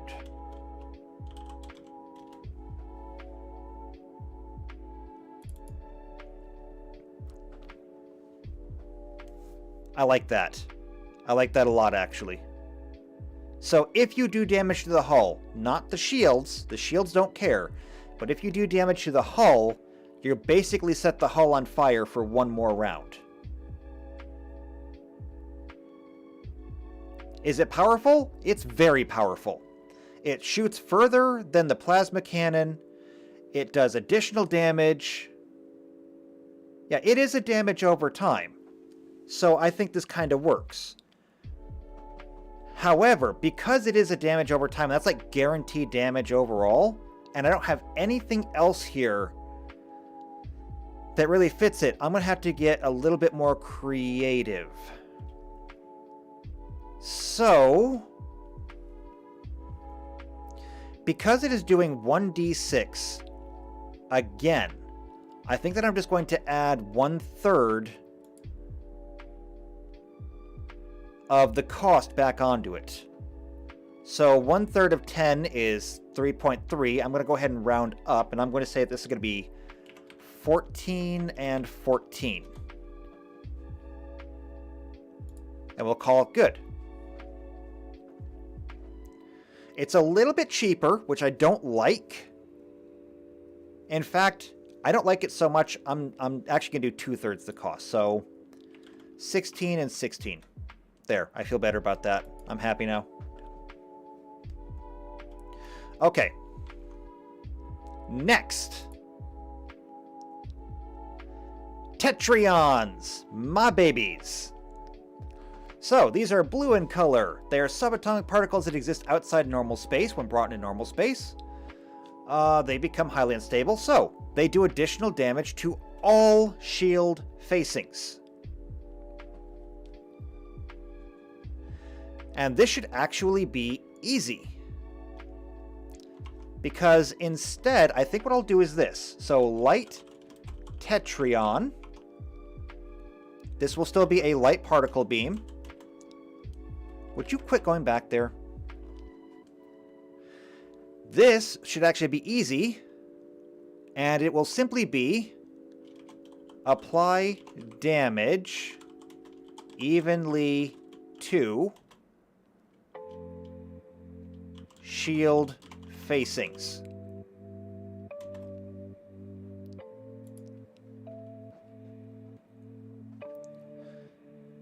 In this effect, it's not actually any different than a light particle beam. In fact, it might be a little bit worse. Still, though, I have to jack up the cost for it a little bit just because of the added ability. But because this is going to be weaker in combat than a direct fire weapon, I'll make it a little bit cheaper. I'm going to call this one a 1414. Just because if you're only on one side of the ship, it's not going to be as useful. Now, it does mean that if they try to rebalance their shields to put everything over there, they'll have less points to use. But that's kind of a secondary benefit. So we'll stick to this. Next, polarons.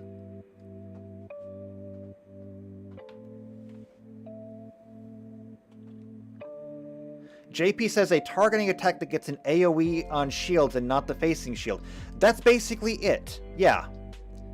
Except you're only doing 1/4 of the damage to the AoE. So if you hit with the Tetrion beam and you did 8 damage, you roll the dice, you do 8 damage. Instead of doing 8 damage to that shield facing, you would do 2 damage to all of them. So, if this is like your only weapon, you could be pounding on shields for a long time.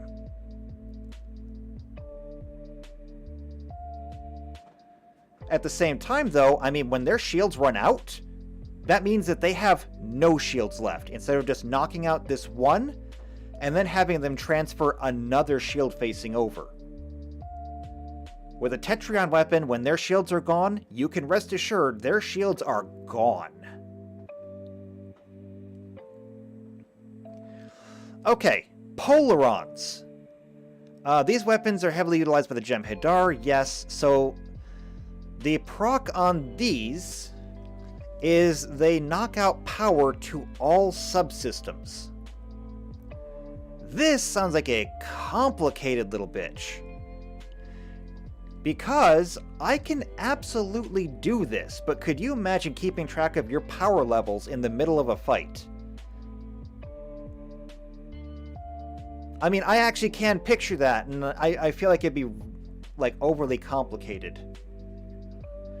I'm a little tempted to give it the EMP effect, but then what makes polarons any different than phasers?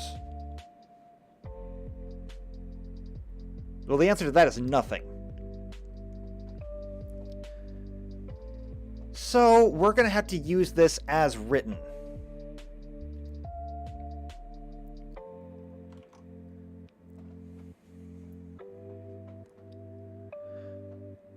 Alright, I have an idea. So we're going to go with light polaron. It's still going to be the light particle beam. And here's what I think we're going to do. I think that when it hits... let me think.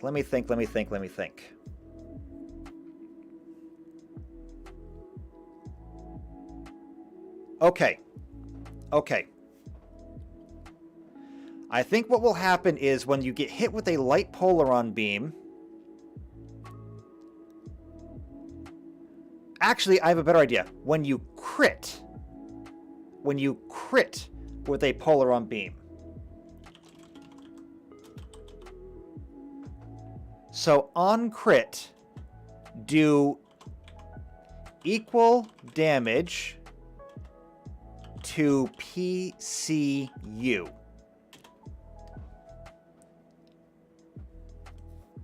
Now that may be grossly overpowered, but because it is on a crit, I think it'll be okay. That means that if you roll 3d6 and you roll a 12, okay? That means that you can do 12 damage to the power in the ship. So that means that after you've added up everything, if you have a ship with, say, for a medium ship, a pulse red that gives out 175 PCU for the whole ship, it would take your total PCU down to 163. Now, you will already have a character sheet for your ship, and it will tell you how much PCU you're using, how much you have available, and how much you have extra. If you run out of extra, you're going to start losing systems. Because unlike a glitching or malfunctioning or wrecked system, a system with no power may as well be wrecked. It just doesn't work.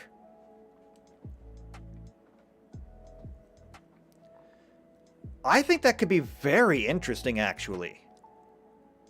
I kind of like it. Yeah, I'm sticking with that. Now, the real question is, how much does it cost? I think what I'm going to do is I'm just going to add half of its own cost to itself. So it's a light particle beam, it's 1010. We'll call this one 1515. And we'll call that good. Next, antiproton. Let's see, antiprotons confined to a beam are crimson. The thing about antiprotons is that they have additional crit severity. I don't really have an ability to do crit severity in here. However, instead of crit severity, why don't we do crit chance? So, light antiproton will still be the light particle beam, but we're going to give it an expanded crit. So it will crit on 19 and 20.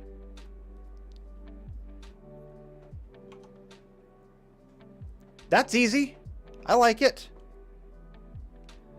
And we'll do the same thing as with the light polarons. So 1515. Anyone got a problem with that? I mean, I think that's pretty cool.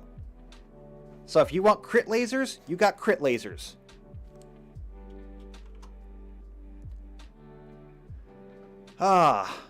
Okay. Next is proton.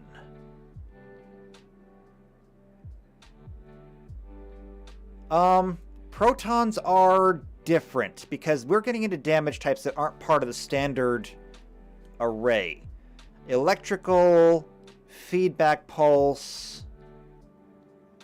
Yeah, it even says right here. Phaser, disruptor, plasma, tetryon, polaron, antiproton. This is the main 6 that almost everything uses. Everything else is getting into special types. Because, yeah, I mean, some weapons use proton. I think. Wait, Dyson proton weapons, Solene, heavy proton. Are these weapons that you can get? Protonic space weapons from the Joyce and Dyke Command Reputation Store. Okay, so I mean, these are useful for pretty much everything. I guess we can add these in. Why not? I'm going to skip the electrical one, but we can do these. So, light proton. I've never used these weapons before in the game. But sure, I'll throw it in there. So the proc is a 50% chance on critical, additional proton damage, ignores shields.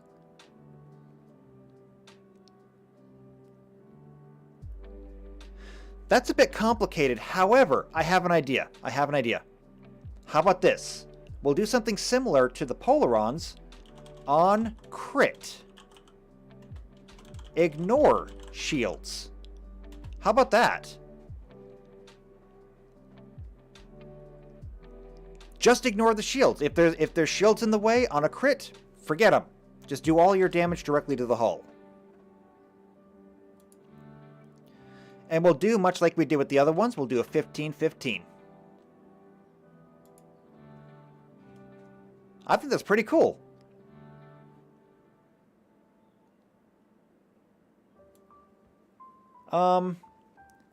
So for these, I'm going to go ahead and do this. Just to help kind of keep things organized.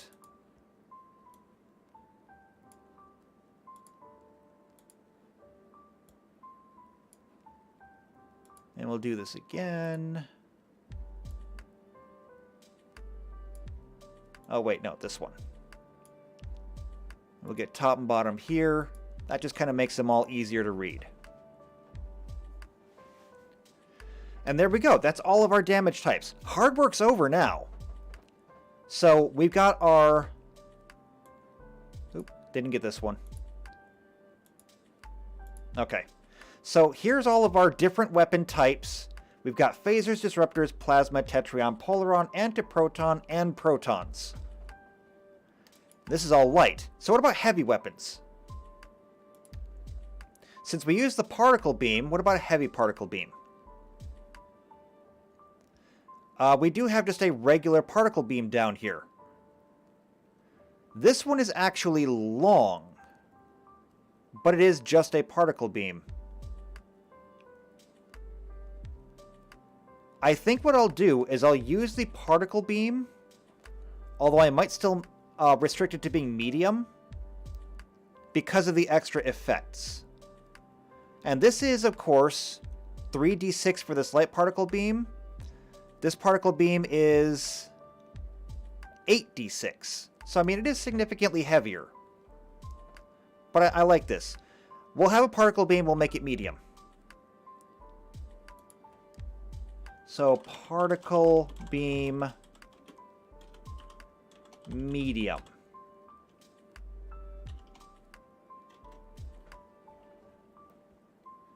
Go ahead and resize this just so that we don't have overlap.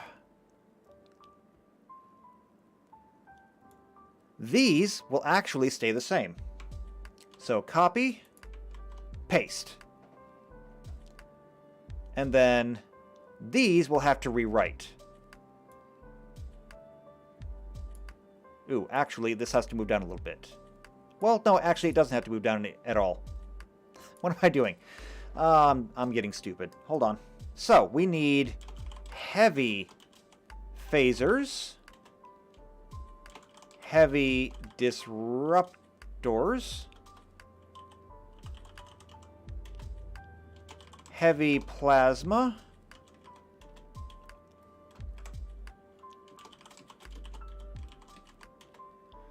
we need heavy tetryon, heavy polaron, heavy antiproton, and don't type that. Heavy proton. Okay. So particle beam, we'll just copy and paste this all the way down. Because we'll use the same stats for all of them. The real question here is the cost.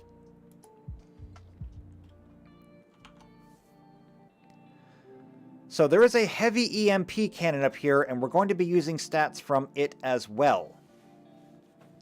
So since the phaser is part particle beam and part EMP cannon, we're going to use both. So the particle beam is 2515. That's our base. EMP cannon is 3024. So we're going to go 25 plus 15. That's going to be 40.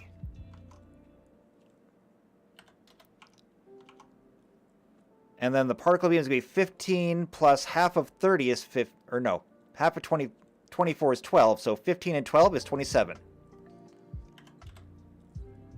And there we go. Wait, I did this wrong. That goes up.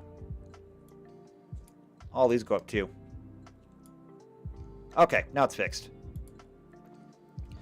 Okay, burrowing.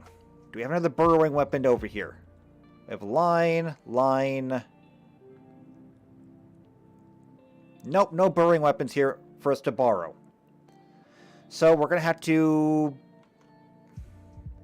The burrowing weapon was the same for the PCU, but a little bit lighter on the BP. So we're gonna borrow that.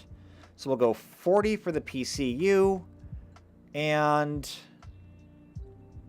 let's go 24 for the BP. Now for the heavy plasma, we kind of did our own thing. That's right. We did 2/3 of the price of it. So for the particle beam at 25, 2/3 of 24 would be 16. So 25 plus 16 is going to be 3141.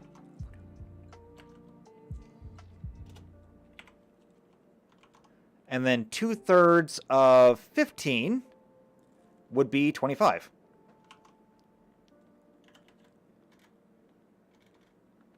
All right. Now, the Tetrion, I went a little bit easier on just because it does less damage to a single facing. I went with an increase of, I believe it was 1/3, rounded up.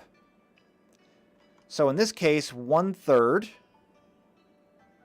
rounded up would be 8, 9. So 25 plus 9 is going to be 34.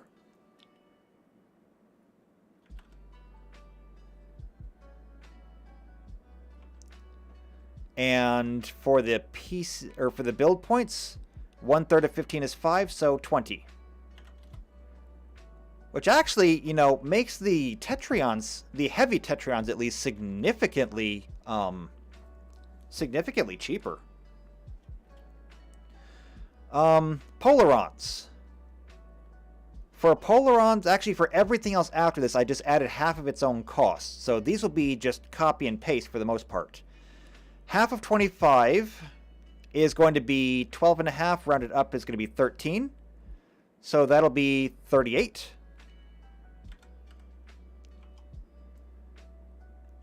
And the 15 plus half is going to be 7.5. Rounded up is 8, so 23.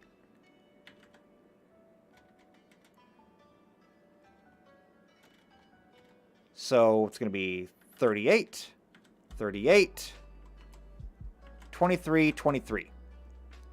And there we go.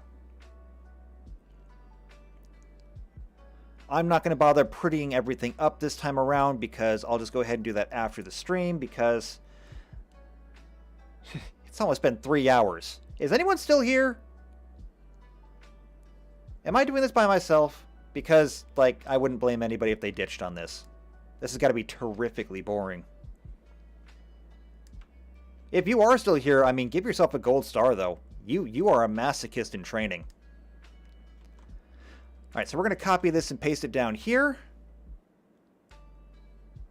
I'm going to do the same thing I did before and just go capital phasers. Oh, JP's still here. You are a trooper. Capital Disruptors. Capital Plasma. Give a couple of spaces. Capital Tetrion. Capital Polaron.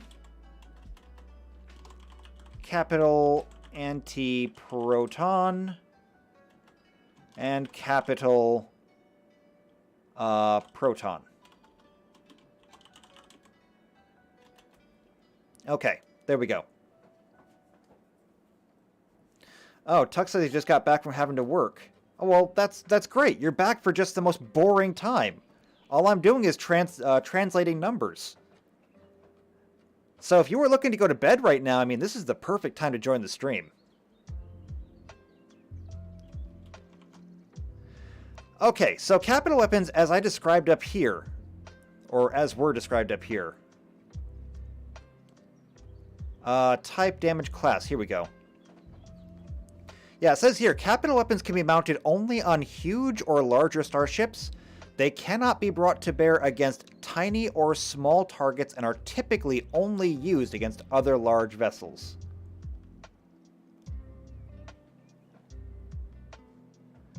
JP asks, I have an interesting idea. What if I wanted to play a... I'm going to assume the C is silent. A Nidarian? I'd be the ship, but still part of the crew. It's not AI, it's an intelligent ship. Would that be a huge headache?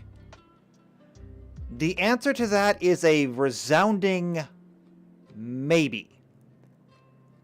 Because I have no idea what that is. I would have to look into it, and then I would have to figuring out how to do it. I'm going to assume by your description that Nidarians are literally giant living organisms in space that people use as ships?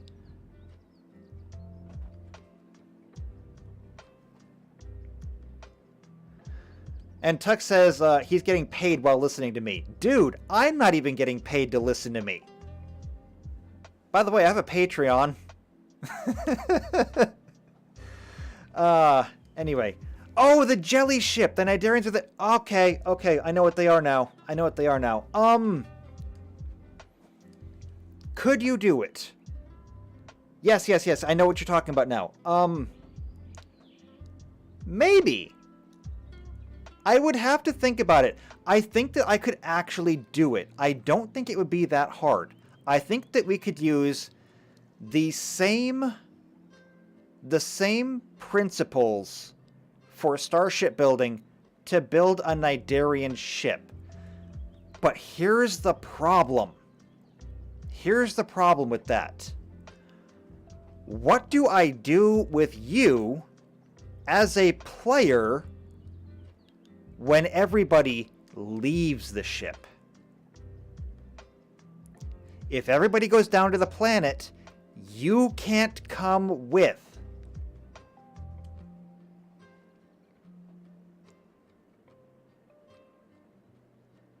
So you got to think about that. Like, I'm not entirely opposed to the idea, but I really think that it would be cripplingly over-specializing your character. Would it be cool? Yes. It would be very cool. Until it wasn't. And then when everybody leaves the ship because, you know what? You know what we forgot? We forgot something.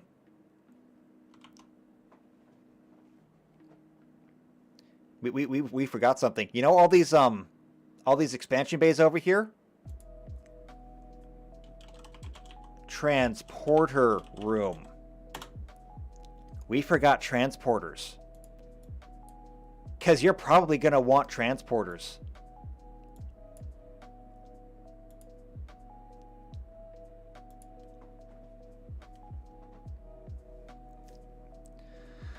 So when everybody leaves the ship, what are you going to be doing that whole time? Maybe a support role from orbit, you say, but like, there's only so much support you can offer from orbit. You would be too far away for any hacking rules to accommodate. You could maybe supply support fire from orbit, maybe, because that's the thing that's in Star Trek Online is orbital bombardment. But I mean, you got to think about this. Unlike in Star Trek Online, yeah, that's the teleporter, Tux. But if you use orbital fire from your ship, number one, you got to understand how this stuff works. So you know you have weapons in the game. You're going to have rifles and pistols and swords and daggers and everything you want, okay? The thing is, and JP says they do change shape and make planetfall. Look, you could land on the planet if you wanted. I'm actually okay with that. You want to land on the planet? Sure. But when everyone else is entering a building, no ships allowed. If they're exploring a dungeon or something, you can't go with. I'm not opposed to it. I just think that you would be doing yourself a disservice. I think that you would be miserable. And trust me on this one. I have seen players do this. I have seen players say, I've got a cool idea. And I have let them do it. And I have seen them be absolutely miserable because they pigeonholed themselves. It's not something I generally want to say no to, but it is something that I want to highly dissuade you from doing. I mean, what was the last case? Oh, yes, I remember. Okay, I had a character who wanted to play a very specific character. They wanted to be something called an Ifrit in Pathfinder, which basically meant that they had genie in their bloodline. Genies are elementals. Ifrits are fire elementals. So I went through and I helped them make an Ifrit sorcerer. So we reflavored a lot of things. We said, instead of, having the cantrip Ray of Frost, you'll just have Ray of Heat. Okay? And instead of Shocking Grasp, you'll have Burning Grasp. And we just reflavored a lot of things so that they could have a completely unique, totally fire playlist. Or spell list. Then they said, I also want my character to be a pacifist. And I said, okay, let's see what we can do. And we went through and made a special combination of skills and feats and traits that would allow him to do non-lethal damage with his fire magic. And the end result of this was he could literally fireball a room to knock out everybody in the room. Which was cool, because he did so much non-lethal damage that he was a walking crowd control device. The problem came in that he was literally useless in everything else. He had no other feats. He had no other skills. He had no other proficiencies. Because his entire spell list was just fire magic, he had no utility. His character was literally capable of doing one thing, and one thing only. And you know what? He hated it. Building it was fun. Playing it was torture. Because the entire game was just waiting for that one moment. That one moment that might not even come, where he would be able to be useful. That's what I'm worried about here. Having your ship would mean that you could basically take any role you wanted to with almost equal efficiency any task. You could be pilot, engineer, scientist, whatever. You could basically do anything you wanted without having to move, because there will be a ship map. I just think that you'd be miserable doing it. But you know, it's your choice. Think about it. It's up to you. Anyway, getting back down here. So, capital weapons. Switching back here. Now, is there a capital particle beam that we can use? You don't see capital weapons that often. Yes.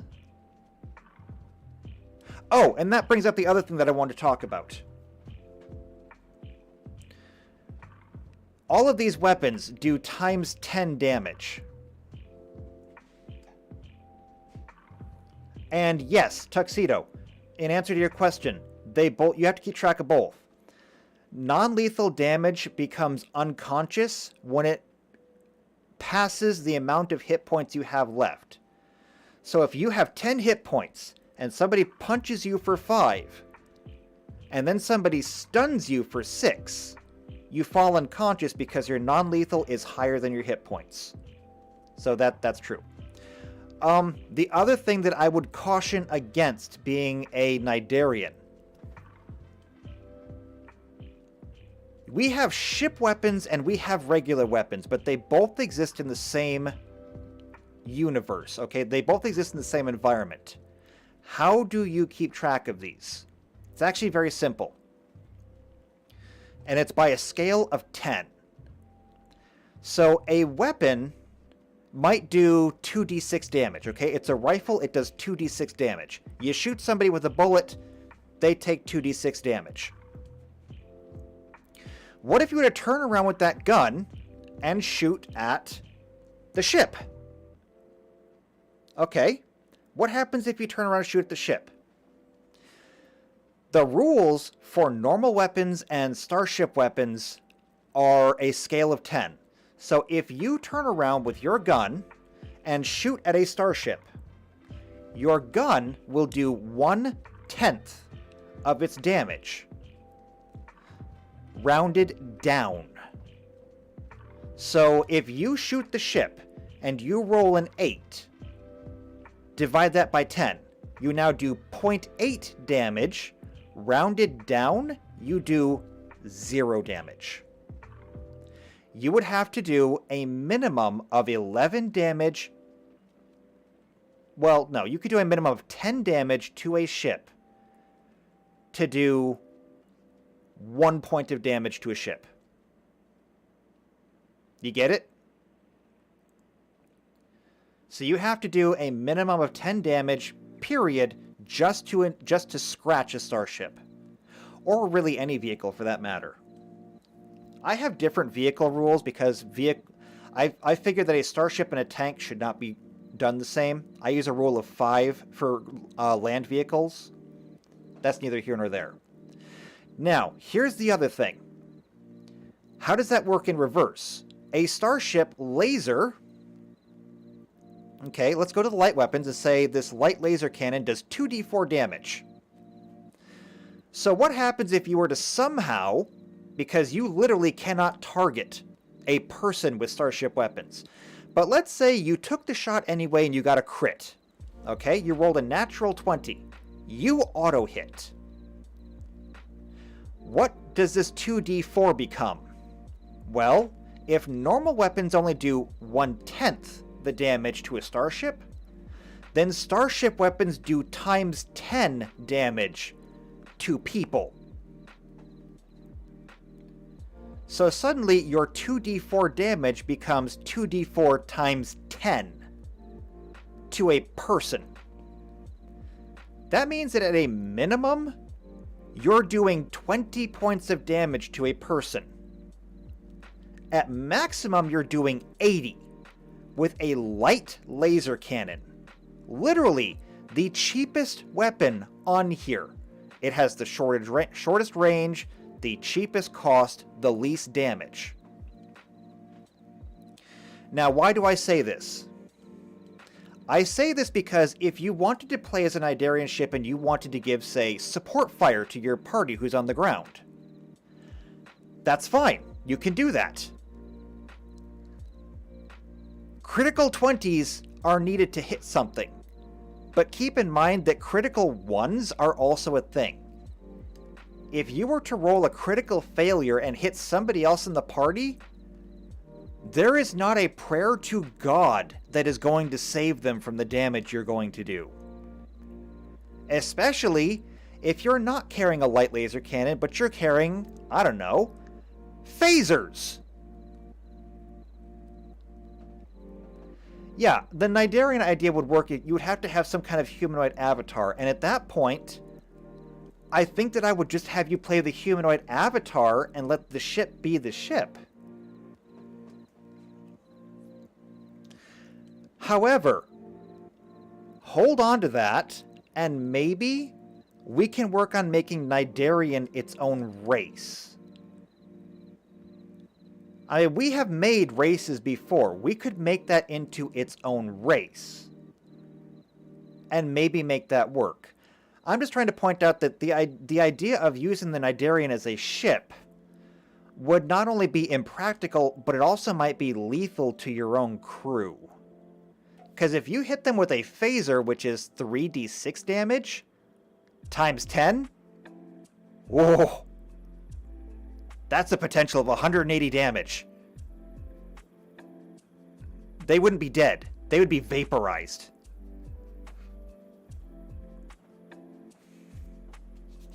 So, that's why we should not do... We should probably not do a Nidarian ship character. Okay, moving on. Capital weapons. So we do have a particle beam cannon that does 3d4 times 10. By the way, that means that if you were able to hit a person with this, this would actually be 3d4 times 100. Just because it's fun like that. Could you imagine doing 400, or no, not 400, 3 times 4 is 12. Could you imagine doing 1,200 damage to a person? There would be a crater. Okay. Particle beam cannon. This is going to be our basis.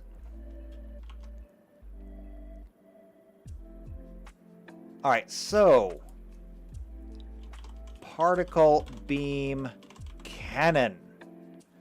And I think for this, yeah, it's going to have to be medium.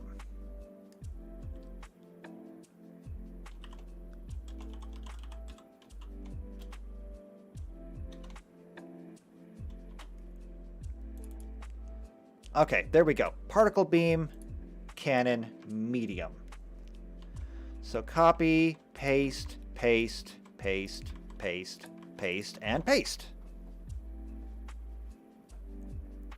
Alright, so we still have all of our effects here. We know exactly how we're going to do this. There is a super EMP cannon. So we're going to use stats from this. And it's going to be really easy because the particle beam is 30-30. The super EMP cannon is 45-45. So half of 45 is going to be 22. Which means that these are going to be 52-52. Super simple.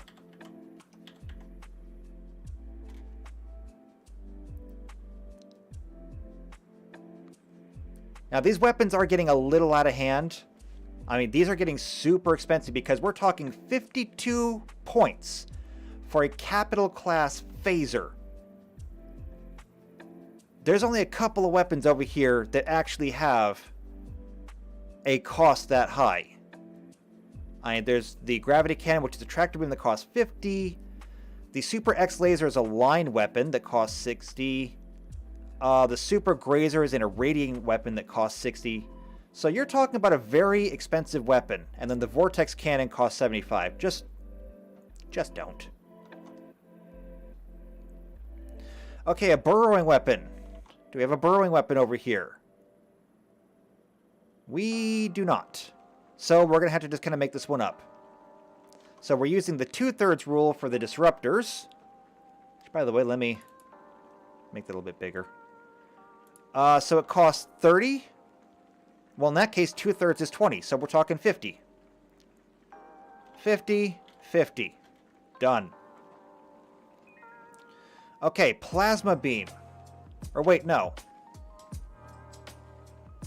Plasma was the 2/3 rule.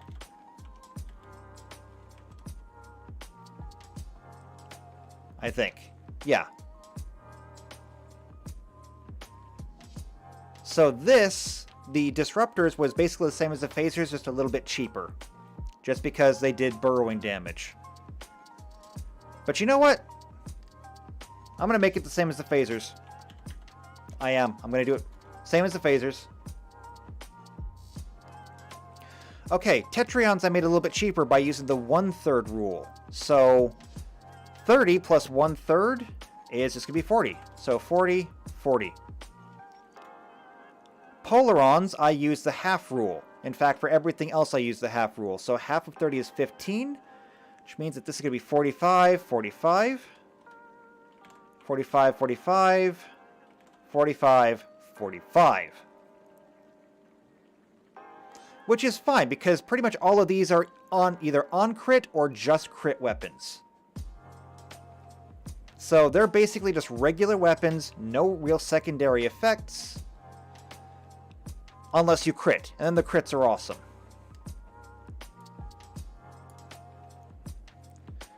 So let's go ahead and make this pretty.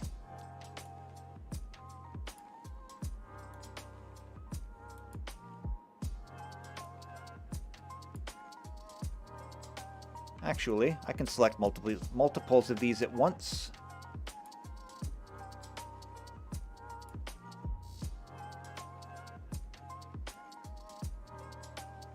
Just select all of those, give them top and bottom, and there we go. Everything is nice and evenly organized. One thing that I might do, however,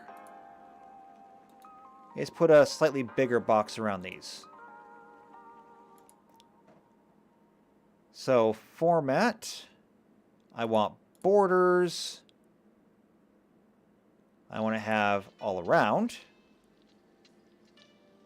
And let's go ahead and make those 2.5 point. Right? Oh, well that just kind of took out all the other lines inside. You know, whatever. Copy that. Do the same thing there. Copy that. Do the same thing there. And I can put lines in later, but there we go. Separated by weight. That looks good. So there we have all of our beam weapons. Now, unfortunately, we have to go back.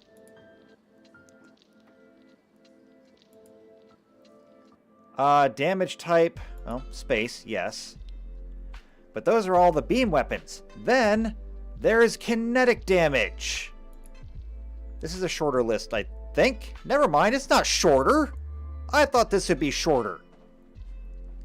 It's okay.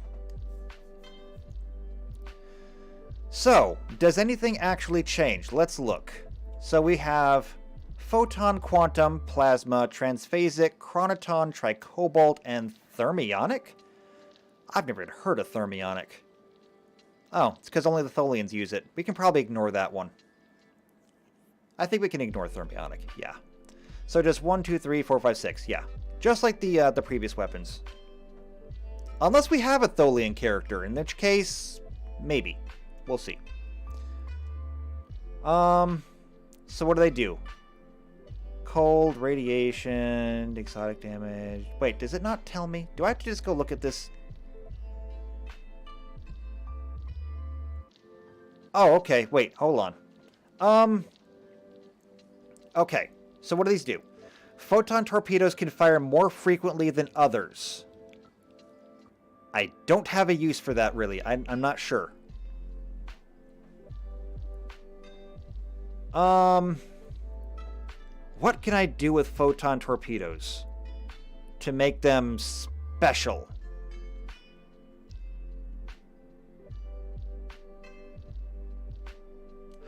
Maybe if I gave photon torpedoes the other, or a way to fire more of them at once. Maybe.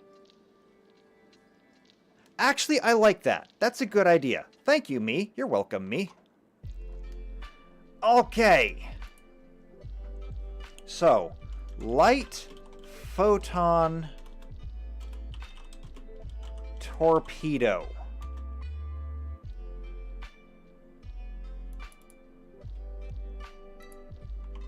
So, in Starjammer, we do have torpedoes.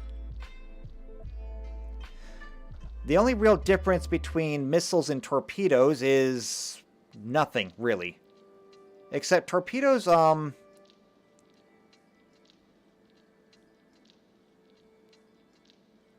actually, there's really no difference, so I have no idea. We're going to use the light torpedo launcher just for the base stats, since we're going to be adding stuff to them.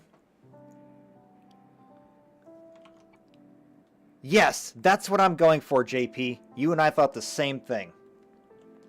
So we're going to go with light torpedo launcher. And what I think that I'm going to allow is going to be full spread. And that's going to simply be basically just the ability to empty the magazine. So fire 1 to 5 rounds. So you only get 5 torpedoes per combat. Meaning that you can fire them one at a time, or you can just fire all of them at once. Now, every single one will have to have its own tracking, it'll have to have its own trajectory, and it'll have to have its own attack roll, which means that you could still miss with everything. But if you hit with everything, it would be massive. Or you could even potentially designate different targets. So this has a cost of 5 and 4, and I'm going to go ahead and just add half. I think. Yeah, I'm just going to add half. So half of 5 rounded up is going to be 3, so it's going to be 8 and 6. Full spread. I like that. Now, what's next? Quantum torpedoes do more damage per volley than photons. Okay. That's fine. More damage per. So we just basically have to give it, you know, more damage. And we can do that easily enough by just giving it another damage dice. So it does 2d8. We'll just let it do 3d8. It'll basically be a light plasma torpedo. Why not? So light quantum torpedo.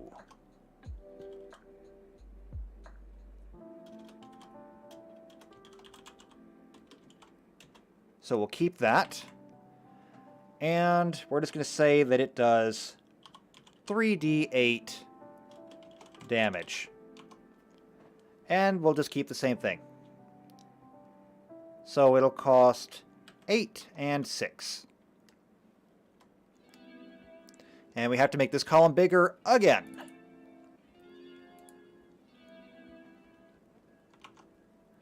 Next. Plasma torpedoes. This is actually easy, because we're just going to copy from up here. So we'll copy this. Oh, I forgot to update the damage on these, actually, because that damage needs to be upgraded.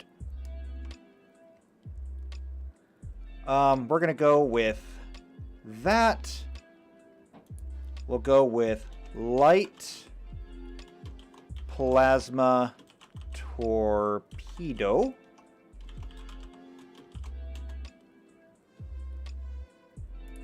And we're going to use the 2/3 rule on this one. 2/3 of 5 is going to make it a +4. So that'll be 9. And 2/3 of 4 is 3, so 7. That one's easy. Next. Transphasic torpedoes will partially bypass shields. In other words, transphasics are literally burrowing. And we've already got rules for that.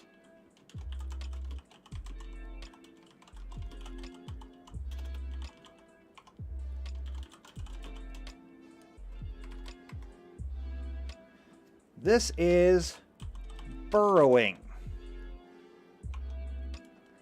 And for making it burrowing, there are no other burrowing torpedoes, so I'm just going to add half of the cost again to it. That'll be 8 and 6.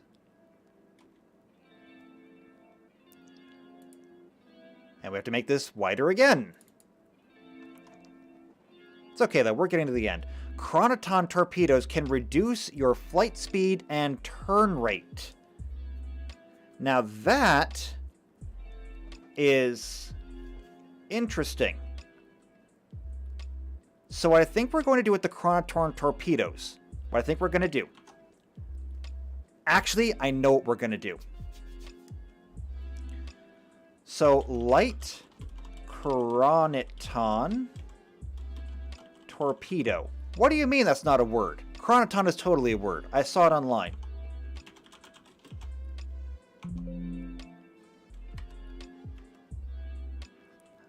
This is going to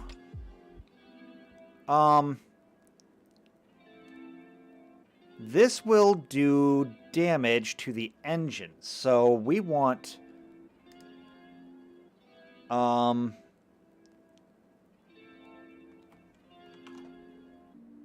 I do believe it's the engines, right? So yes. So if the engines are critted, this condition will apply to all pilot actions. So this is going to be +1 condition to engines. And I'm just going to use the same spread here. Just because it's good. That makes that super easy. Then there's tricobalt. Tricobalt devices will temporarily disable, but are always destructible. Interesting. I don't really have rules for that.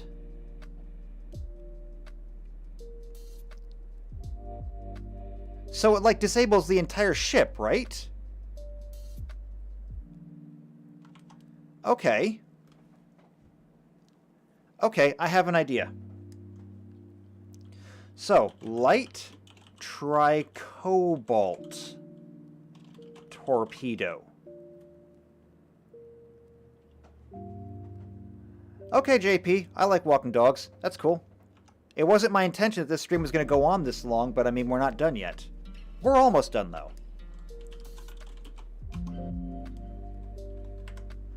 Alright, so, because it temporarily shuts down the ship, we're going to say that this will,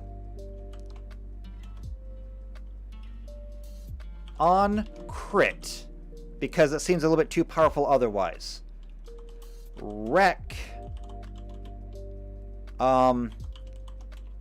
power core.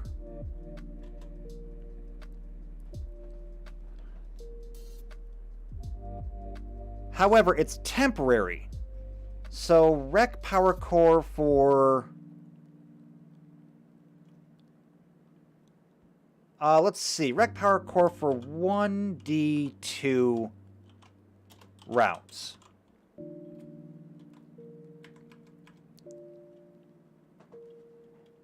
And we'll use the same spread for that. Alright, so there we go.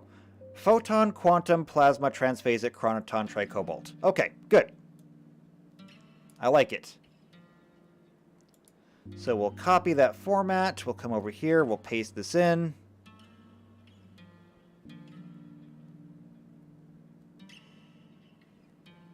Yes? Oh, no, I didn't want that. Never mind. Undo that. I'll get it later. Alright, so now that we've got this done, we can copy, paste.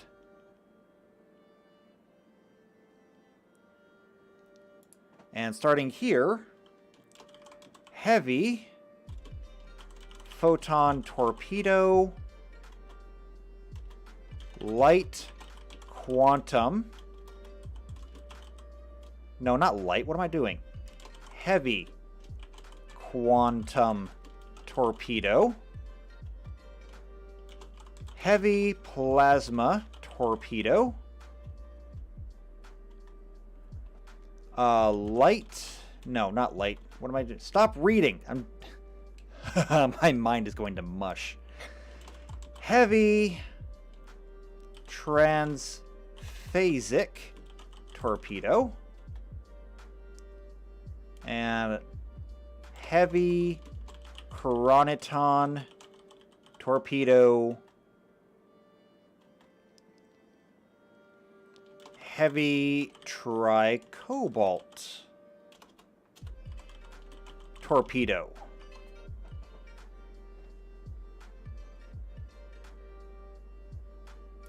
One, two, three, four, five, six. There we go. I need to put something around this. Or at least just, you know, under this. Because otherwise I can't keep it straight. Okay, so this pretty much lines up. We've got everything we need. There should be stats on a heavy torpedo launcher. Yes. Yes, there are. It's right there. All right. So we'll use the heavy torpedo launcher.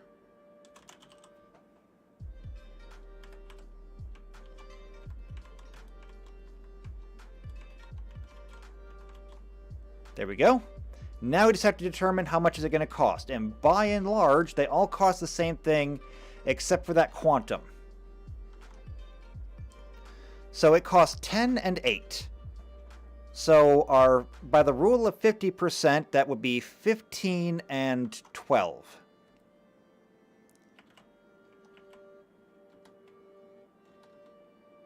So 15 and 12. 15, 12, 15, 15, 12, 12. Now for quantums, because they do a little bit more damage, and I'll have to adjust that damage right there. 2/3 of 10 is going to be 6.6, rounded up is 7, so it'll be 17. 2/3 of 8 is going to be 6, so this will be 17/14.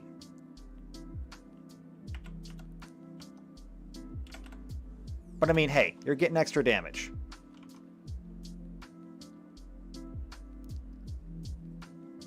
You're already doing 5d8. Let's do 7d8.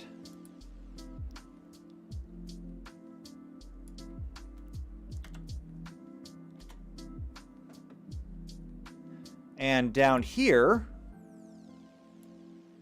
it's already set at 1d2 rounds, which means there's a minimum of 1. Could be 2. We'll make this 1d3 rounds because it's a heavy weapon.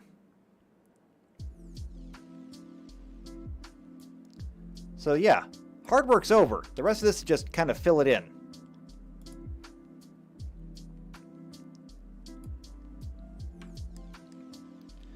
So we'll copy that. Paste it down here. Then we got to do this again. Capital photon torpedo.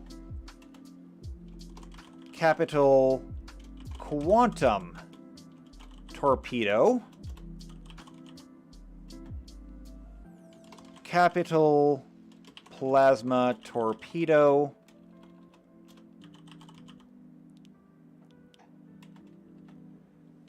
Capital transphasic torpedo. Capital chronoton torpedo. And capital tricobalt torpedo. Now, do we have a capital torpedo? Let's see. What do we got here? We have the antimatter mega missile launcher. No. The Hellfire torpedo. Maybe. So our previous torpedoes were D8s, and the heavy torpedoes were D8s. Do we have anything D8 over here? Well, probably not. Actually, we do have the quantum missile launcher.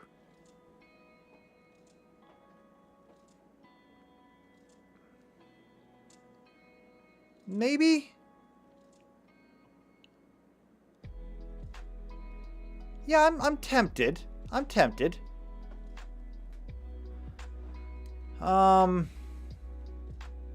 Because if it's not that, then it would probably have to be the solar torpedo.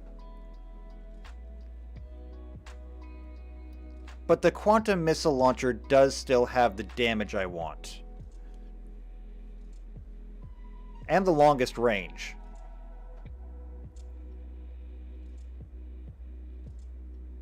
Yeah, we'll use the quantum missile launcher, but we're going to nix the quantum part of it. So let's see. Quantum missile launcher.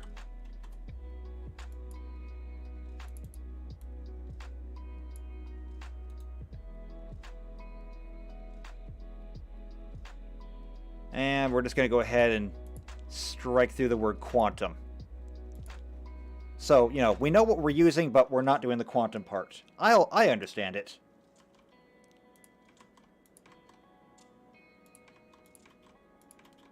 And there we go.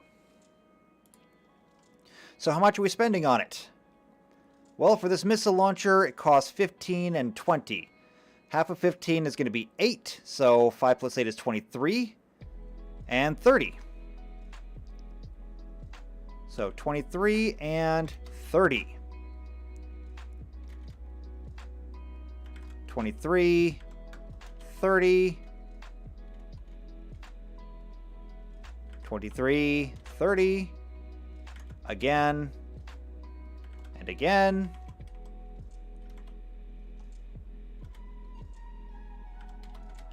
Which leaves plasma as being the odd one out because it's a little bit more expensive. Going by 2/3, that would be 25, and 2/3 of 20 would be 13. So it's going to be 20 and 33.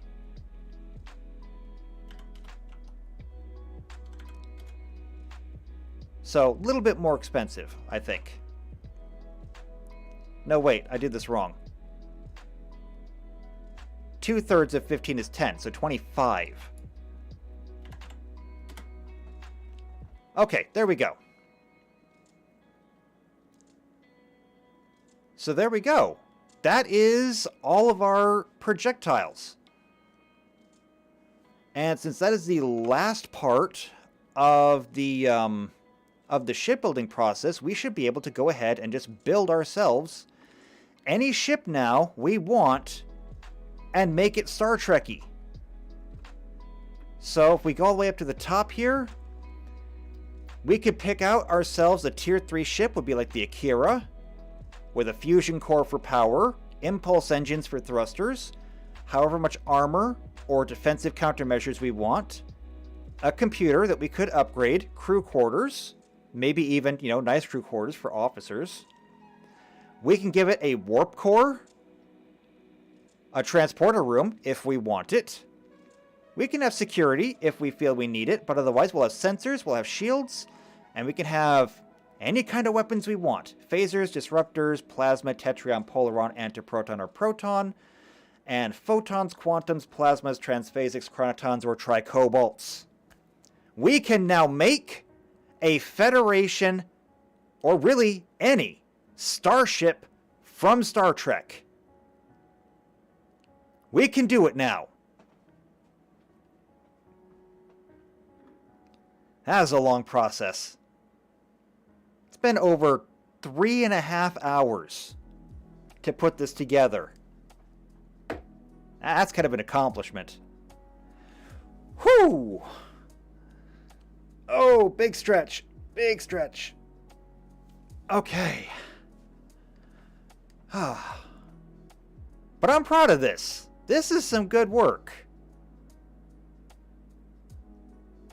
Man, I can't wait to put a ship together with this. I might put together a sample ship later. I might just do that. Like, if you're in the Discord, I might just build a ship and put this thing in the Discord later, just to show that it can be done. Tux, I know you're in the Discord. JP, are you in the Discord yet? Because I don't know if you're in Discord or not. If not, I mean, you'll have to join if you want to see it. But yeah, I'm getting excited. I'm getting excited. I'll also have to start working on putting together a solar system model that uses this, because I do believe that I can make that work and it should be good. I'll have to see if I can take that map we found and insert it into Roll20 and then get it scaled properly. And JP says he's not. Well, that makes me sad. You made me sad. Come play with us, JP. Forever and ever. Seriously, we're all crazy in there. Anyway, I'm hungry, so I think this is where I'm going to go ahead and take a break. When we come back next week, I don't know what we're going to do. Maybe we'll look at races again and build some more. I know that we have one person who's interested in a Tholian race, one person who's interested in a Nidarian race, plus there's always interest in other races like the Gorn or other KDF races. Maybe I heard Vorta before. So we can look at these things. We'll look at more races next time. But we're getting closer. We can easily integrate this into Starjammer right now. And I think it could work. I think we have everything needed to build a campaign and go. So everything else we do from here on out is just gravy. That's all there is to it. It's gravy. So now I just need to be able to get together a party of people who want to play, and who have the time to play, and who can actually align their schedules. I may actually get a total solar alignment before that happens, but you know what? We'll try. Anyway, though, I'm going to go ahead and cut it off here because it's been going on for too long as it is. JP, I cannot promise that you will not hate it as much as you used to. Best case scenario, you'll probably hate it equally as much as you used to. That's the best I can offer you. But there is one advantage. You'll have me. And that's just lovely. So, I'm going to go ahead and cut the stream off here. It's been good having everybody here. If you're not subscribed already, because maybe you're watching this, after the fact and you've never seen me before, subscribe to the channel, hit the bell icon so you might get notified whenever it goes out. I have a feeling that notifications don't actually work, but, we do it anyway. It doesn't hurt. If you know somebody who might be interested in this, either because they love Starjammer or Star Trek, or maybe they're working on their own modules and they'd like to see how somebody else does it, then, yeah, like I said, share it with them. It's a bit of a long watch, but, throw it on the background. kind of half pay attention to it. It's fine. Leave a like on the stream or the video afterwards. Leave a comment down below, especially if there's anything you'd like me to add. Like I said, we've already had requests for Tholians, Gorn, Nidarians, Vorta. Oh, JP says he gets a 30-minute warning. That's awesome. YouTube's actually doing something for me. That's nice. Anyway, we've had racial requests for Tholians, Nidarians, Vorta, and Gorn. If there's anything else that you'd like to see, or anything else ship-wise that you think we missed, like maybe an expansion bay that you think we need. I mean, it took me until almost the end of the stream to remember transporters are a thing in Star Trek. It's not like it's a big deal in Star Trek or anything. Yeah, so let me know down in the comments below, and I guess I will see you next time.